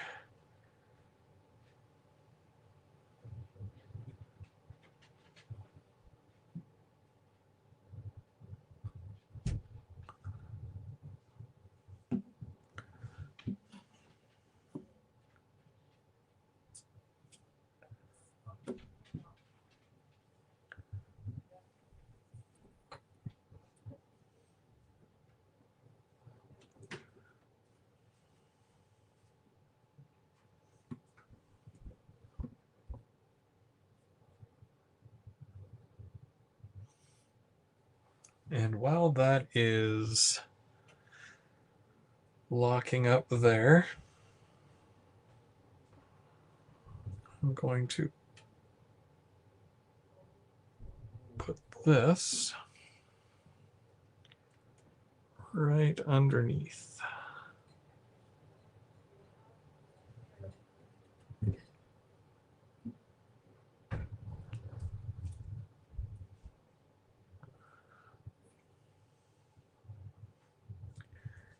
And I'll have to do the same thing with down here, but I'll put it on the top. I'll show you guys after what I did.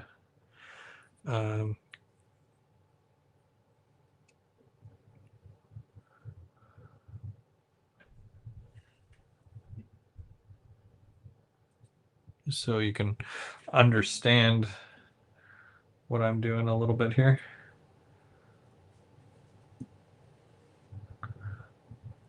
Just gotta let that settle first. And this is already dry. See, with that's why I use this glue, right? I can kind of not necessarily fly through this, but I don't feel like the whole process is slowed right down because I'm waiting on glue to dry.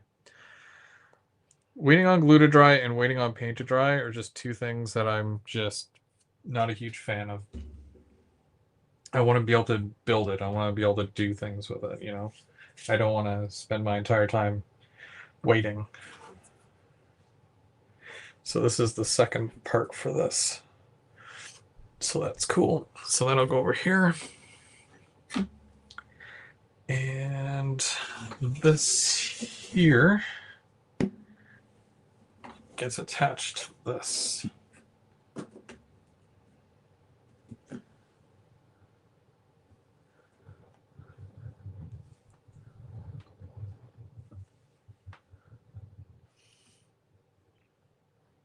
Hey Dave, how's it going? Carolina Foothills, how's it going?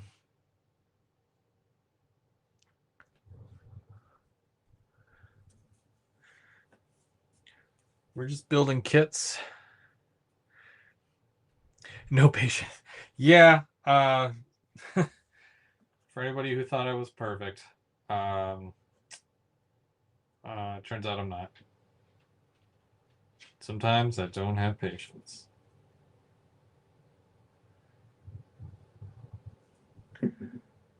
But hey, that's okay. Doesn't matter too much.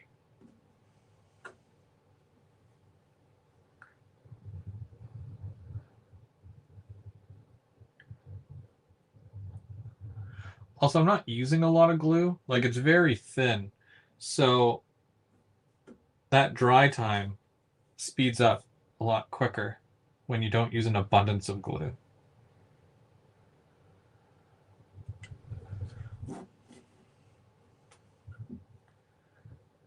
So Mike, this is what I was referring to here. So when you've got like a 90-degree angle, it comes with little 90-degree angles, which is great, very helpful. So I'm putting one in the corner here, and it's going to do two things. The first thing it's going to do is it's going to make sure that I've got a 90-degree angle. The other thing it's going to do is it's going to act as a support for my roof piece that's going to go right. It's going to sit right on top of that, which is very cool. Now this one's a little bit different because my doorway is right there. So I'm going to do it like halfway down, maybe like just above the window.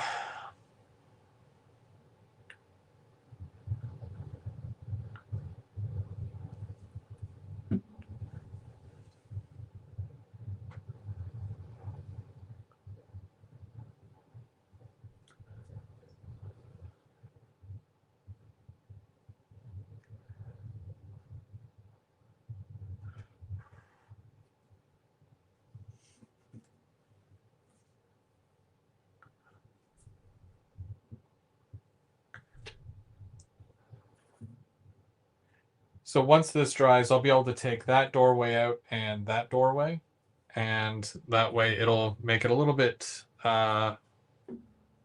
easier because I've already put it all together. I don't have to worry about the shape of it changing at all.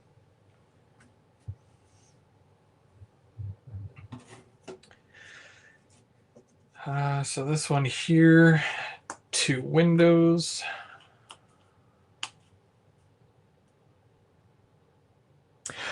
Sometimes it depends. These here I don't really have any precise areas, but in some cases, yeah, I'll use toothpicks. I've got, excuse me. I've got like three canisters of these because I think I was using them for something else as well. Oh yeah, painting. I also use them for painting. I've got a whole bunch of tools. Some are very weird. My wife even gave me some makeup brushes for weathering. Old makeup brushes. For, you know, when I do blush and whatnot. And then I just picked up, well, I say picked up, but I ordered on the Amazon some very nice brushes. They still have their little plastic things on the end, but you've got different points to them, and they're all labeled. So it's like a number 1, that's a number 4, there's a number 2, a number 6, a 5 and 0, a 0. So like something like that 0 there, that's like these are fine detail brushes. Golden maple. Sure. Oh, that one's even smaller. What number is that? 2 and 0. Well, I don't know what any of that means, but they are very fine detail brushes. And that mason jar that you probably just heard, this one right here, I ordered some India ink, so that's wash, black ink wash, and I'm going to make a big thing of wash.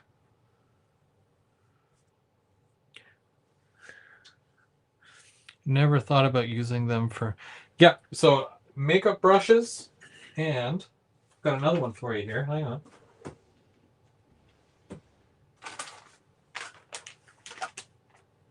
Makeup sponges.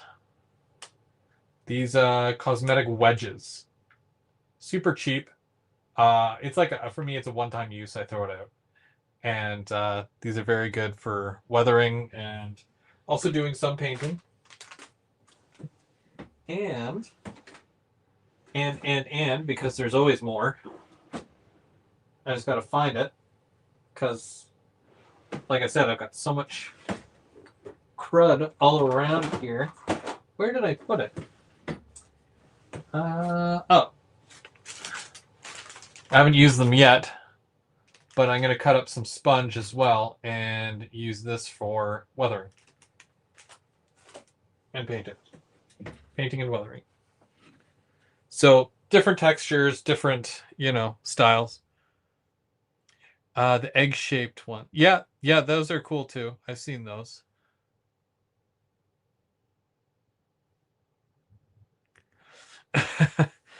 I have a terrible memory, so it happens.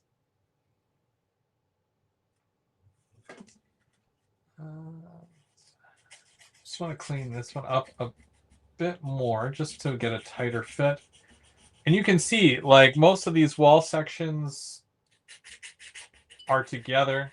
Again, I'm going to leave it more in like a 3-parter where... Wait, what goes where? I forget already.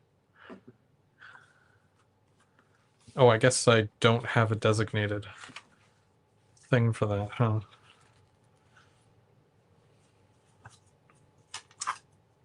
Goes like this. Okay.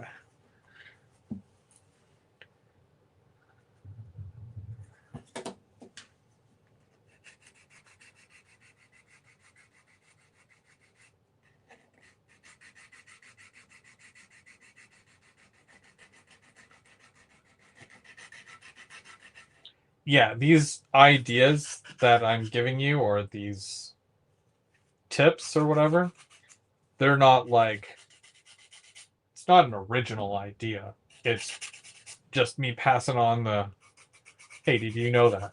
You could use this to do this.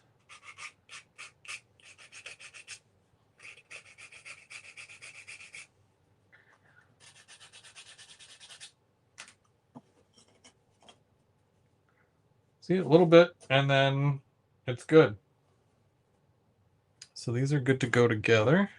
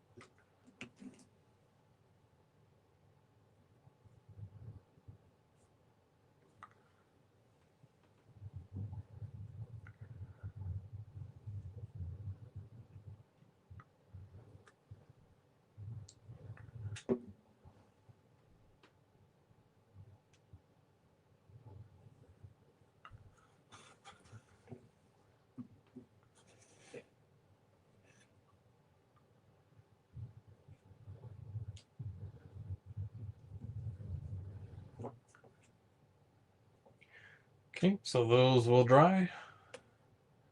And then I've just got the other two side walls here that I need to do. And then it's just a matter of, I think, attaching two more walls together. I might as well take these out.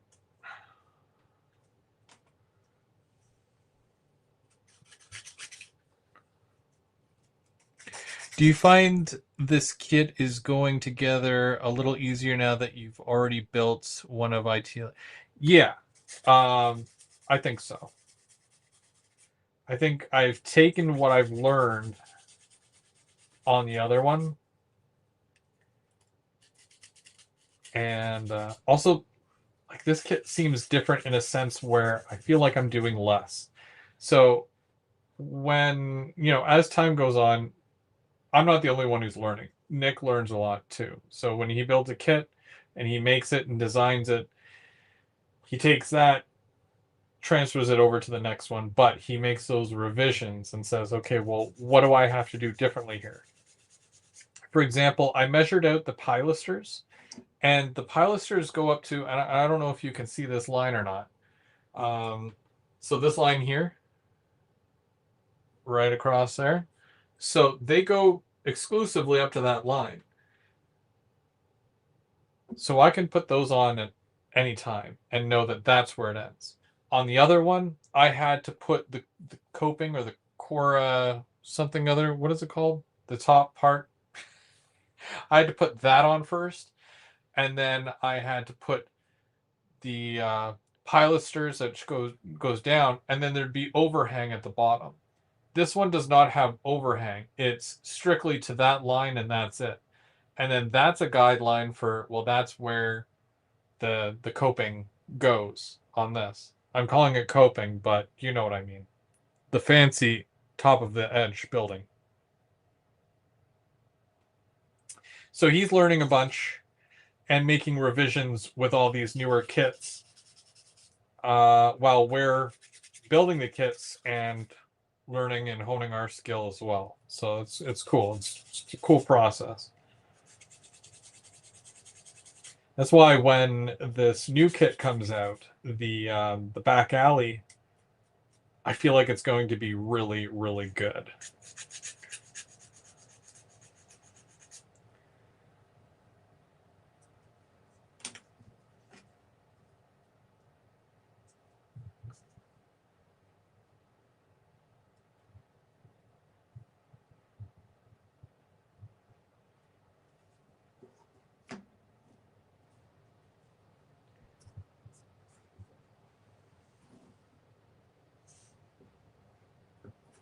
I'll be using different glues as I go here as well, but for now, just for these wall sections, I'm using my Instacure stuff. But yeah, you'll see a couple of different things here. Cornice. Yeah, there you go. These guys with their big words. Cornice. Absolutely. So that's the part along the top. I probably would not have gotten sleep tonight. I would have been like, damn, what's that stuff called? And then, yep, that would have been my night. So, thank you.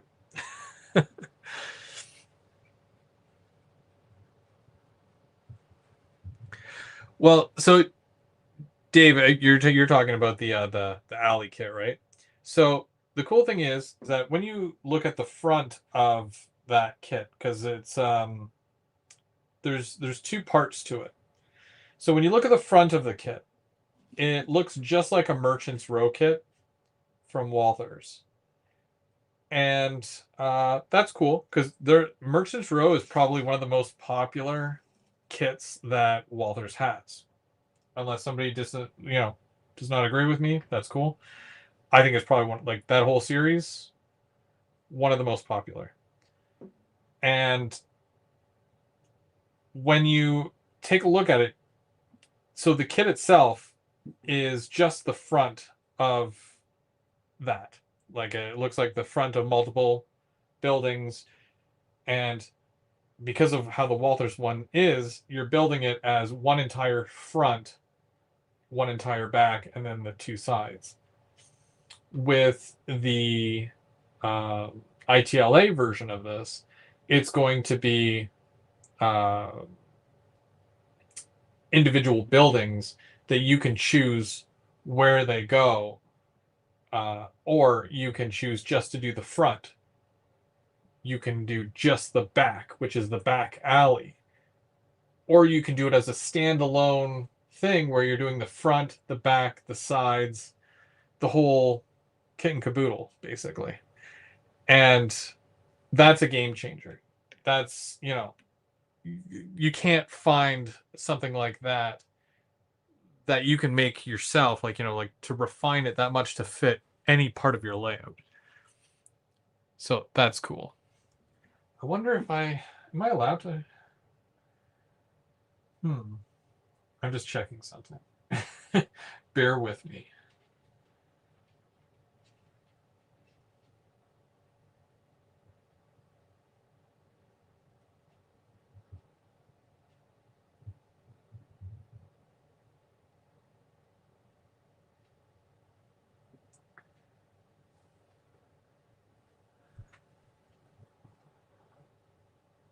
So that's kind of what it looks like. That's the almost the Merchant's Row style building, but this is ITLA. And that's the front. And then you can choose in which sequence those buildings will go.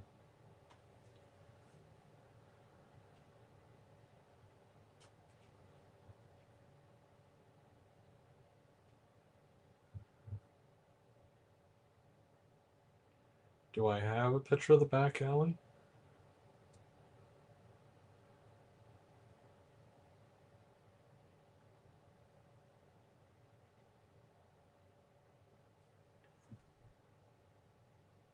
Sorry, it's very bright. And then this is the back side.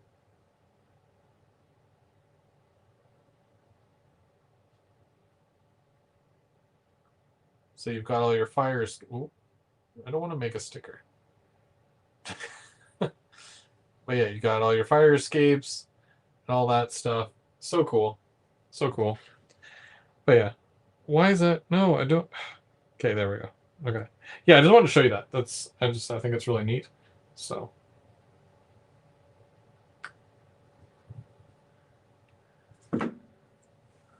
But yeah, I'm looking forward to seeing what else they come up with.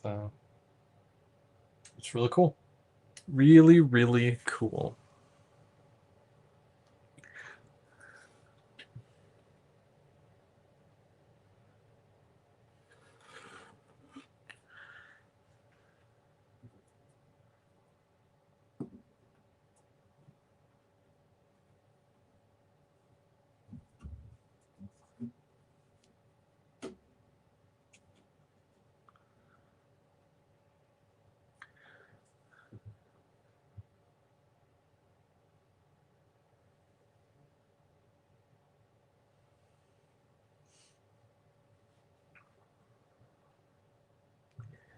Okay, so I'm gonna move that out of the way.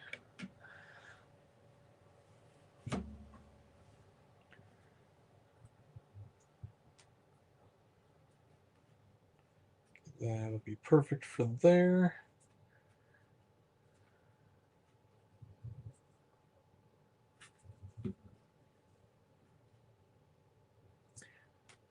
Alrighty.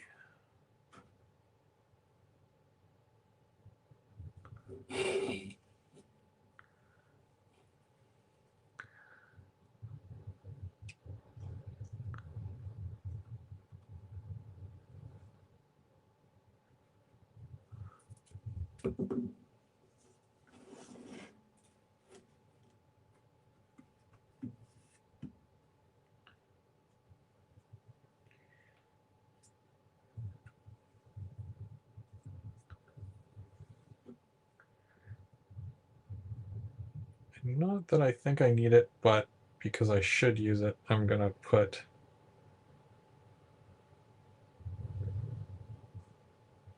this on here. Here we go.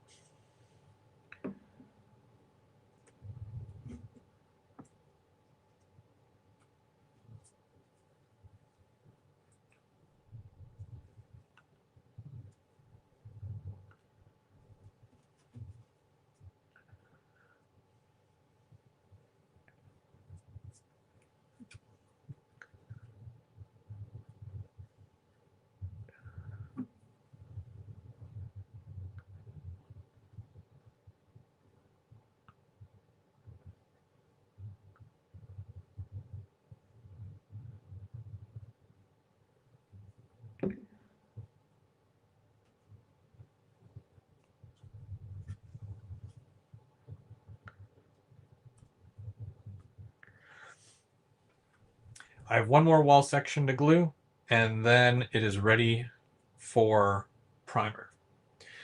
I said I was going to do this tonight, but I'm not,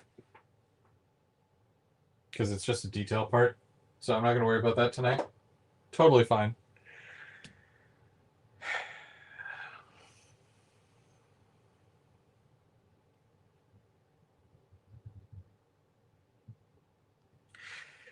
Oh, you'll be happy to know that I'm almost done rebuilding my main line. I'm actually live Thursday night. And on Thursday, I'll be showing off what I've been working on. And I'll hopefully do some work on the actual layout itself. That way, you know, I can get things going again. The problem is that once I connect the track in a full loop again, I need to then at that point cut spaces and drop feeders for a reversing section. Because if you think about it like it's a giant reversing loop, but it's like 8 feet by 8 feet size of a loop, I got to cut in a section. So, yeah, it's fun, or a version of fun, I guess. But I'll have to do that. Might as well do it live because makes for good television, right?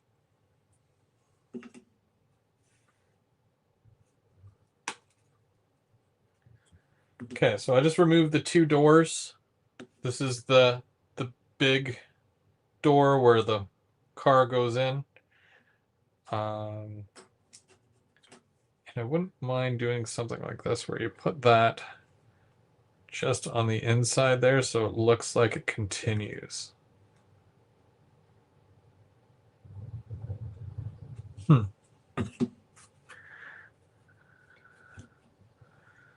I actually would not mind that.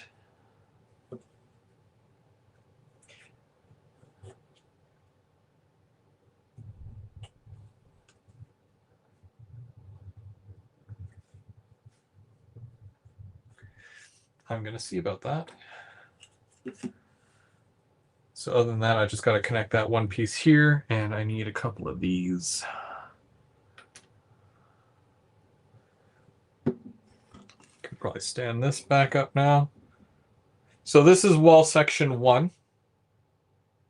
You can all see how well that went together, and everything is good for the most part. And from there, if I continue on here with the build, just kind of move stuff out of the way. This then goes like this, and it goes somewhat on an angle.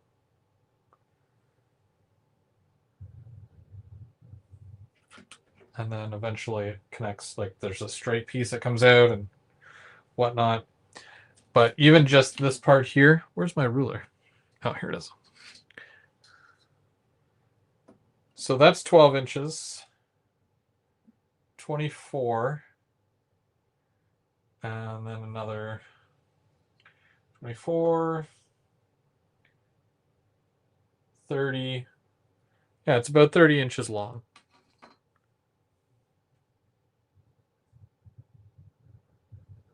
So not too shabby.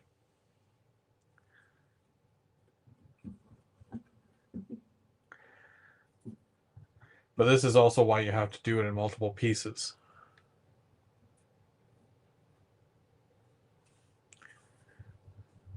Because it's such a big kit that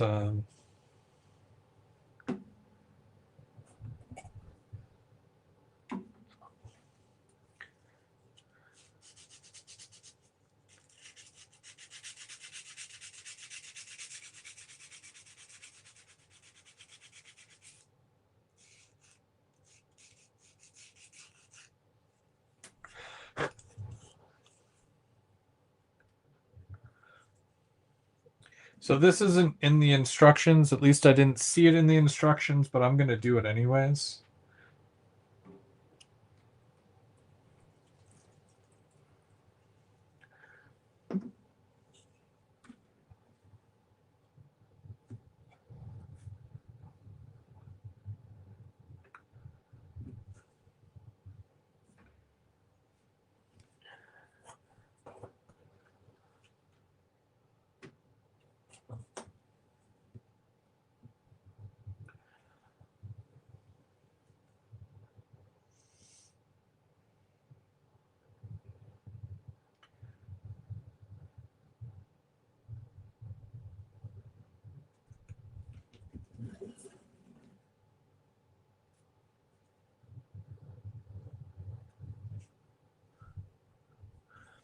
And I'll just show you after what I did there with that.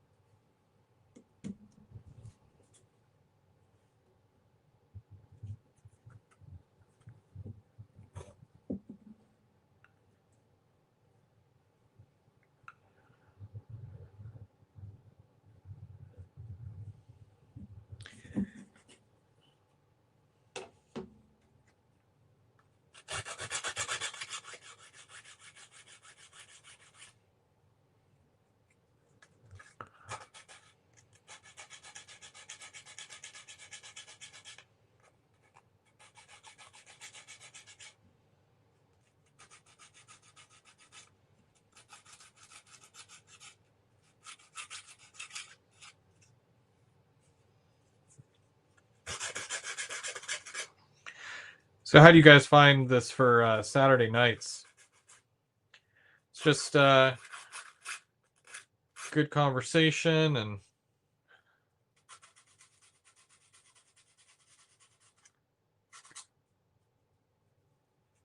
talking hobby, stuff like that.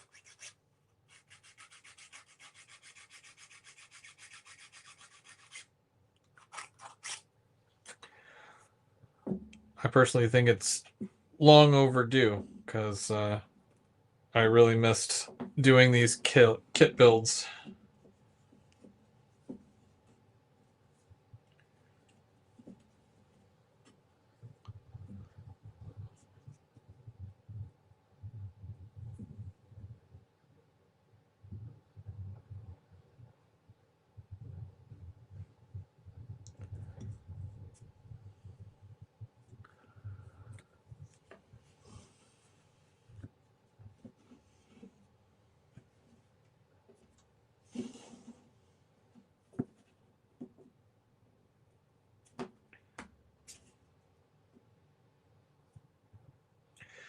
Yeah, Mike, we'll have to find you a kit. That way you can come join.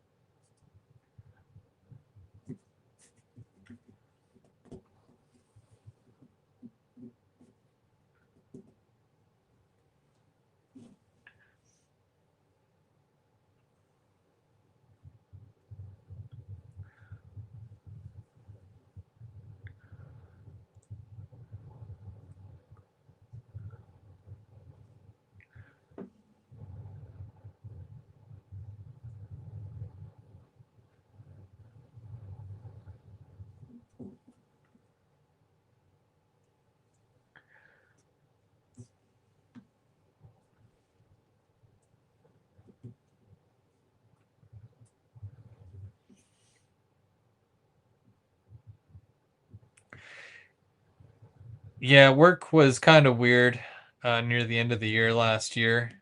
Uh, even the training for it, I just finished up more training on Friday. Like this past week was all training for me, like phase 2. I did confirm there is no phase 3, so that's good. And the new job position that I have now is going well. So things should kind of slow down in the sense where like it gets to go back to somewhat of a normal, whatever normal is. And I'm back on weekends as well, so that's cool too. So working weekends, I know some people are like, "Ah, you have to work the weekend," but it's like I don't mind. I get paid a little bit more for working the weekend, and you know, at my age, what is a weekend? You know what I mean? It's just your weekend happens when you get 2 days off, or at least 1 day off, hopefully.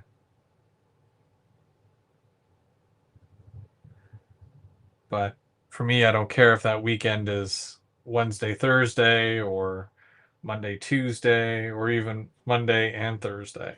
Doesn't matter. It's always going to be, random, but it's not going to prevent me from doing a live show. The only thing that would prevent me from doing a live show is if I've got like actual plans, like, oh, I need to go somewhere Saturday night or something like that.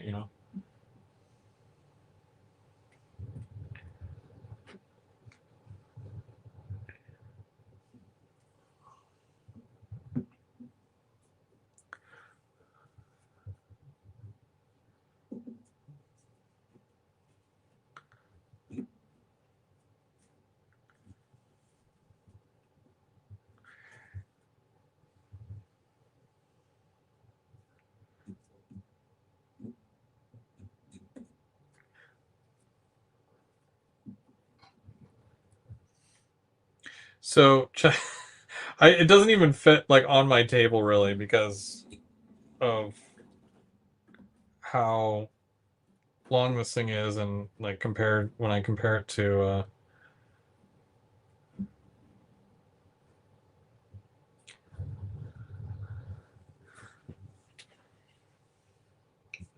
don't know if I can do like a wide angle shot here. So you've got, there's your corner there that goes up against the wall.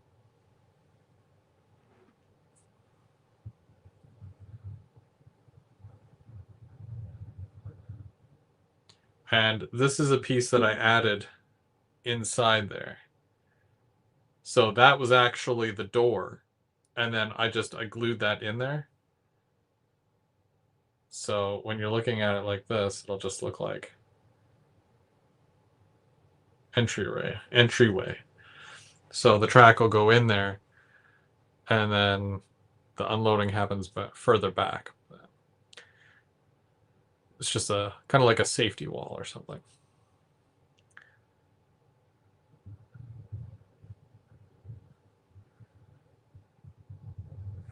Very cool. I like it. I think I'll keep it.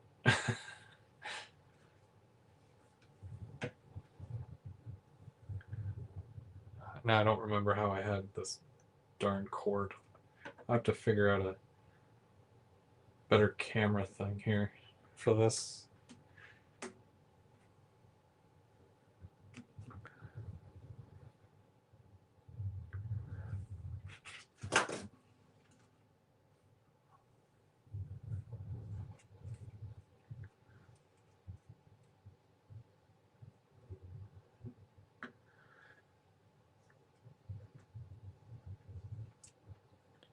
There.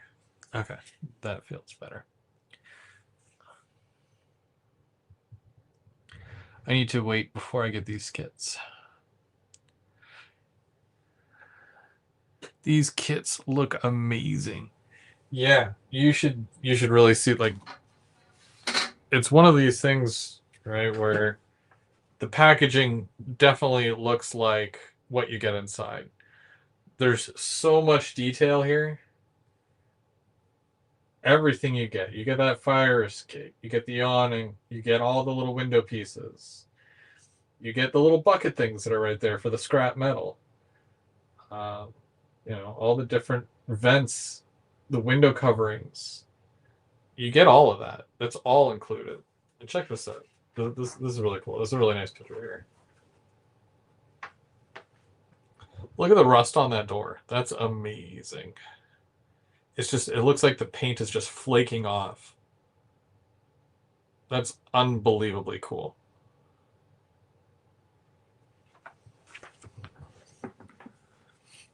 Where's this monster going? So this is kind of my plan. This is doesn't have to be prototypical, right? We're all cool with that. Where, my layout, my rules. Perfect. We've established that. So what I want this to be is the back of a building, obviously, but I want it to be the back of a Canada Post. And even though we don't really have a rail serve Canada Post office, I still want to have it where I've got a bunch of these Canada Post trucks. I want to get even more. And I want to put the Canada Post logo or whatever on here. And I'm going to have it rail served. This is going to go right by my yard. So when, the box cars come in and whatnot, the one will be designated for this, it's like a central hub. So it comes from the yard, you're working the yard. Okay, that one has to go in and we can drop it off at the Canada Post, take the empty one, and that can go back to the yard, and then that would go off somewhere. And then of course with the garbage and whatnot, they go through waste, right? And then I've got all these. I'll show you. I've got a few, but I want to get more. All these little trucks here, and I think that they'll look very neat if I've got a nice little parking lot area, and I've got a bunch of these trucks lined up, ready to go out to do deliveries. So that is kind of my plan. I want to play it by ear, just in case I change my mind, because I've done that. I start a building, and I think, okay, it's going to start off as this building. By the time I'm done building it, I'm like, it's completely something else. But that's kind of what I want to do.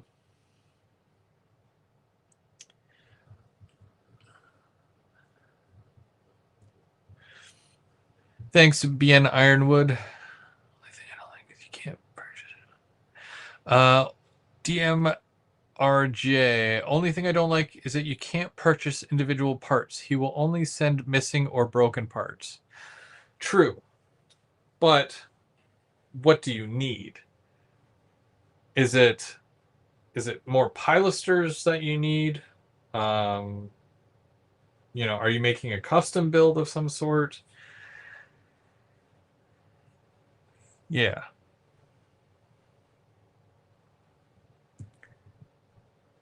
Excellent way to spend the night. It's like modeling with a buddy. Amen. Pass by my life when you're done if you want to check it out. Oh, absolutely. I know I'm going to be heading upstairs soon, but I'll put it on. I know a place that has them canned post vehicles. Well, I got mine from OVR, so. Rule 1. Chris will be in full force on my layout. No reason it shouldn't be on yours. That's right. Interaction Hobbies has those trucks. Exception wood kit form. Really? The trucks, but wood kits. Huh. I built a taco truck. That's cool too. I'd love to put a taco truck on my layout. I know Walters did the kind of like that little Scene Master car that I just showed, but they had a taco truck. Tacos are life. Well, that's the kit. The kit's not done, but I think for tonight, I might be. So again, we've got 3 sections here. I've done this in 3 sections. So this is the first section. Very nice. It has like the little indent. And there's nothing on this side. Now, the one thing that I did notice that I'm wondering about, and I'm going to check real quick because my last kit had a specific piece that was for the very end that goes up against the wall. And I did not see that here.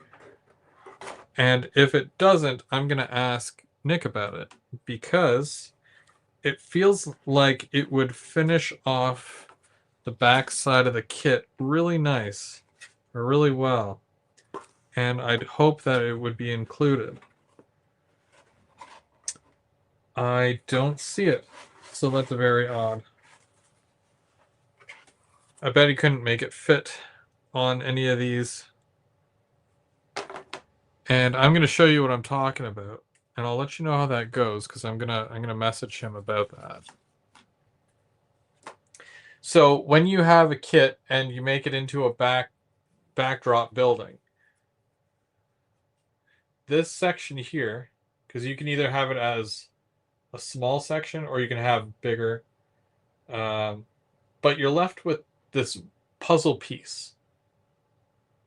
And on the other kit that I have, there's a small piece and it's like that big, and it runs right down and it connects to this and it caps it off as a flat section. This kit doesn't have that. And I'm wondering if it's just like, okay, well, put a pilaster there and the pilaster will, cover it. I don't know if I like that as much, but you'd need a pilaster to cover up the puzzle piece anyways. So I just want to see 1, 2, 3, 4, 5, 6, 7, 8, 9, 10, 11, 12, 13, 14, 15, 16, 17, 18, 19, 20, 21, 22. So there's 22. So 1, 2, 3, 4, 5, 6, 7, 8, 9, 10, 11, 12, 13, 14, 15, 16. And then, okay. So I have extra. So I can put a pilaster at the end on each side just to kind of cap it off as opposed to putting the piece. Seems like a waste of a pilaster, but you got to do what you got to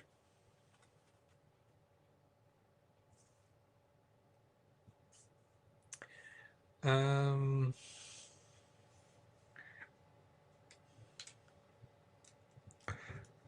do want to, what is that? Roof access structure.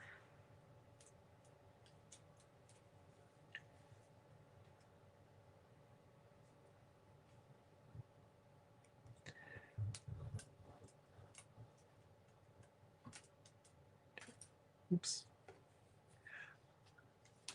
Okay, so the pilasters plus these.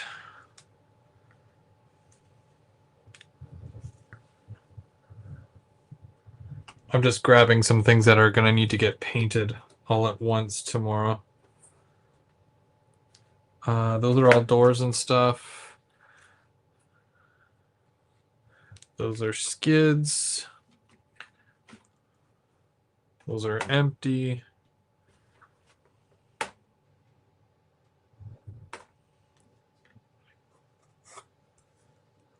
Roof support blocking. Okay, so there's even more roof support stuff in here, which is kind of cool. Entry sidewall. So that's that doorway for that. I don't need to do that yet. And then that's the... Okay. So if I get this entire section painted tomorrow, or this entire thing, that'll be pretty neat, because then I can move on to the next section or several more sections beyond that next week. Until then,